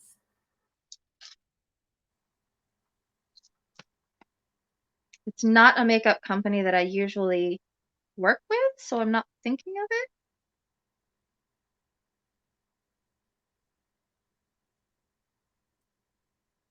Is it Hip Dot? Yes, HipDot. So yeah, they have a full collab. It's an authentic or authorized collab with SpongeBob, and it's all the SpongeBob characters in makeup, and there are masks, and there's a palette, and someone gifted me with that. So I'm going to be testing it out on my channel soon. So if you guys want to check that out, go subscribe to my YouTube channel. And that should be up. I'm trying to do a video every week. That's my new thing. We're in quarantine. I'm trying to do a video once a week. How about you, Shay? What about you? For what am I pumping out? Yeah, like what are your videos and stuff? Because I know you're doing like the helping people through this time videos now. Oh yes, haha. Yeah. So if you know anybody who is struggling during COVID-19 in any way, like anybody who's been impacted by coronavirus, I'm doing free videos for folks. And I'm also just trying to do roughly once to twice a week. I think I was like twice a week, and then I don't know, I just hit the wall. Just kind of fell off. And yeah, Yeah. I just had my like, this has been a really long time, an unanticipated, really long time of the world kind of being turned upside down. But I am going out early tomorrow to film. But I do what I'm calling like my motivational videos. Oh my God, that's so cute. Thank you. Motivation. So I'm doing those and trying to, recruit my husband and help him pump up his photography skills and just trying to keep things rolling, and then just trying to give you all whatever it is you want through Society of Fat Mermaids. Trying to be as responsive as possible. So I thank everyone for being here. Heck Um, yeah. yeah. So people can find you all over the place at Yl'luria, right? Like Instagram, you're at Yl'luria, Yep. and YouTube, you're at Yl'luria, Yep. and you are like the Yl'luria. So, and and that's YLLURIA. It's right on the banner of this thing, Mermaid Makeup Monday featuring Yl'luria. Mm. So find Yl'luria everywhere. And the only reason why that is because when I first started calling myself this, I Googled, and I have still continued to Google every now and then just to see if others pop up. I was kind of the only one, so I figured that was an easy, distinctive way. You Google it, you will find me. That's brilliant. The YouTube address just got changed from Yl'luria Water Song to Yl'luria because I didn't realize we could change our YouTube URLs. I'm really happy to have been able to do that. Joseph. And that is. Oh, wow, Oh yeah, that looks good. Oh, Joseph that's loves your makeup, loves the scale tutorial, and wants to do that to match his tail. I'm glad, Joseph, that you were able to come back in time for the yeah. scale tutorial. What color is your tail, Joseph? Joseph, you just made a new tail, right? Is that correct? Did I see that somewhere online?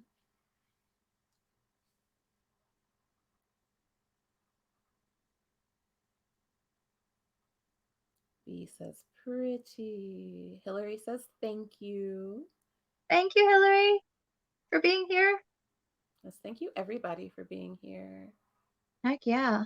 You guys are like always the most awesome audience, and so engaged. B says the name Water Song is pretty. It really is. Oh, thank you. Figured it was appropriate because I'm a singer and a belly dancer. Music is definitely got to be in there. Smart. That was my first ever mermaid name. Water Song? We were at the, we were at the Oregon Renaissance Festival, and I had been hired on, and we were doing mermaiding every weekend for 6 weeks. It was amazing, Saturday and Sunday. Very cool. And I hopped in the pool, and they said, "What's your mermaid name?" And I went, Water Song. And so that was my.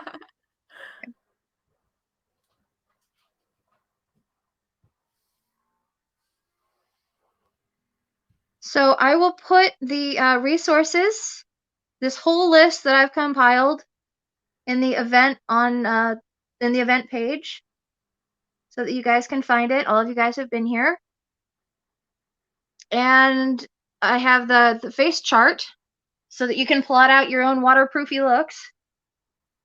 Has anybody used those? Has anybody printed those out?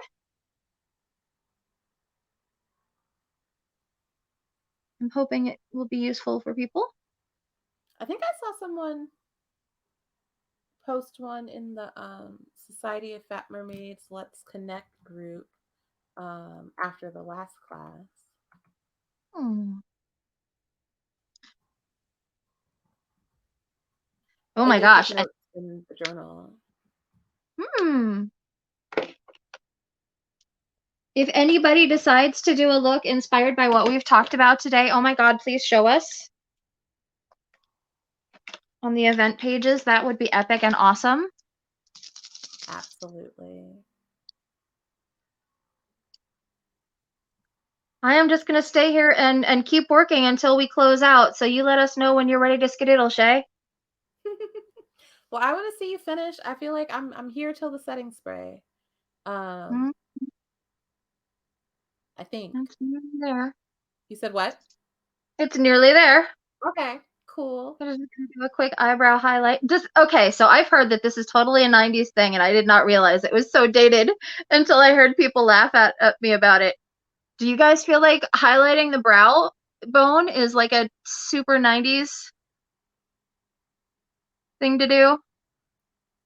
I've never heard of My it, old but it school does give like that? a 90s aesthetic, but it also like it really pops your eye. Like it's a pretty quick and dramatic thing. Right? Yeah, I feel like it adds a little AK does contrast. it. Especially when your eye is so dark, like you've got a really dark look, it kind of helps to balance stuff out. Don't forget to blend it.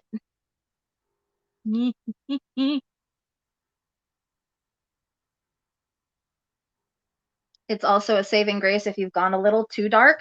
You're like, oh God, this spot is too dark. And then you put a little white highlight and you're like, okay, it's not as bad.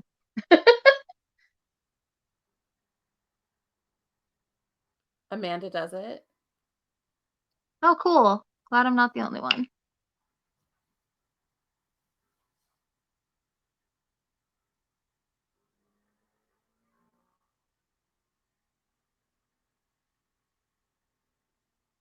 Better.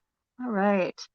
I'm going to just take care of a little fallout here on my cheeky weekies and then setting spray.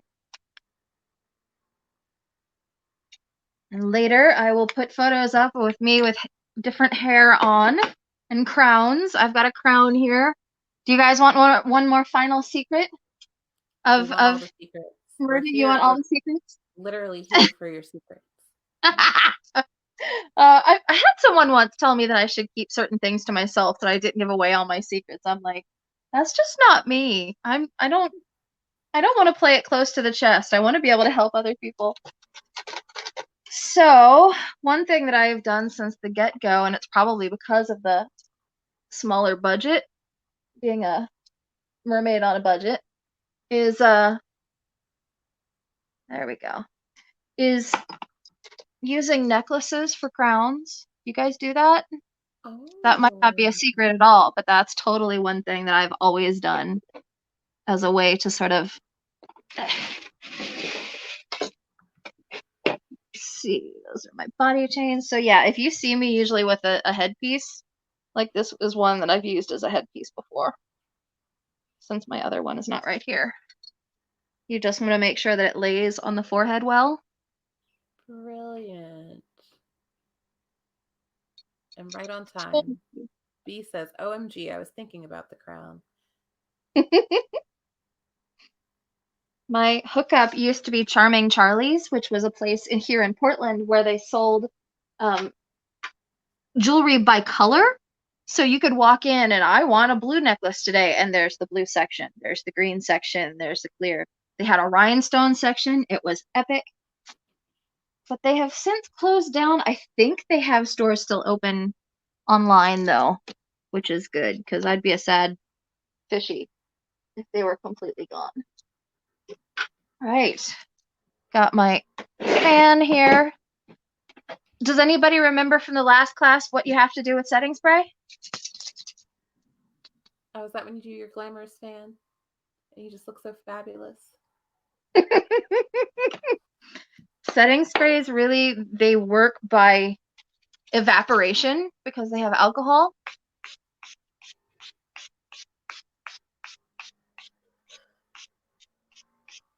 My cats are like, AJ WTF. remembers.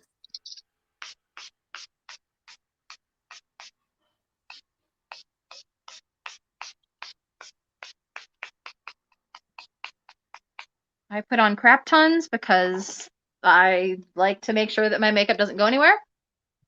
And then you just wave it clean.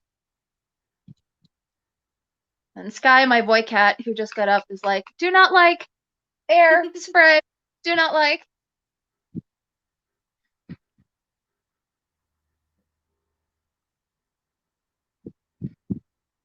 A few things that we as event mermaids in my area always seem to carry with us are hand fans, because, you know, we're sitting out at events and baking in the sun all day. So these are amazing for those 90-degree, 100-degree days if we're not in the water. But also setting spray. So it's a lot more efficient than And so much more glamorous. True. Functional and glamorous.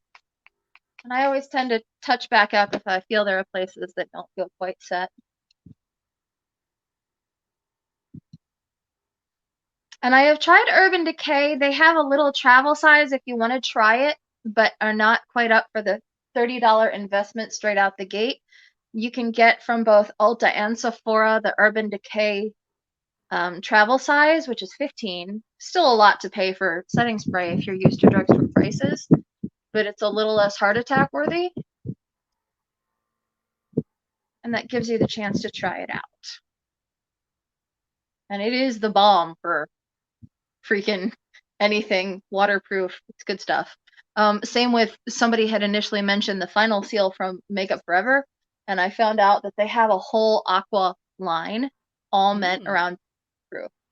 They have foundations, they have, no, not foundations, they have all kinds of other stuff, pencils and liners, and all set around being waterproof, which is pretty rad. And that's it, you guys. Setting spray happened. Thank you so much, Yl'luria. Thank you for letting me be here and having me. This was really cool. I'm sorry I was having technical difficulties to begin with. I mean, it makes it more real or something, right? It's real life. Yeah, definitely futzing with technology. Yes, yes, yes. Thank you for having me. Claps. Thank you, everyone, again for joining us. Any final questions that anyone has? Or maybe products that say they're waterproof, but they found out totally don't. That would be great. Like, help us avoid things that are kind of right. Yeah. I'm going to brag on my SOFM shirt. If anyone's new to Society of Fat Mermaids, we are, in addition to being a community, a clothing line. And so this is my Let's Be Mermaids, but first wine tee.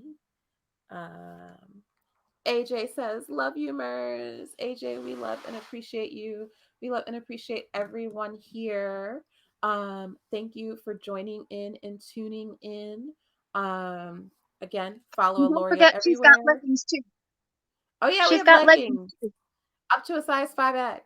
And the leggings actually started an extra small and go all the way up to a 5XL.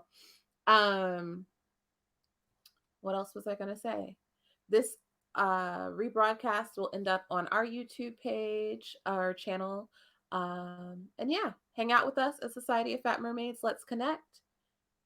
And they're on Instagram and Facebook, just like me. We're on all the things. So you can find us, like, do you have a Twitter? I have a very inactive Twitter. So but you're super active on Instagram. Her Instagram is fabulous. All right. Follow us at Society of Fat Mermaids. Follow me at Mermaid Chez Monique. I'll write my name in the comments. Mermaid Monique.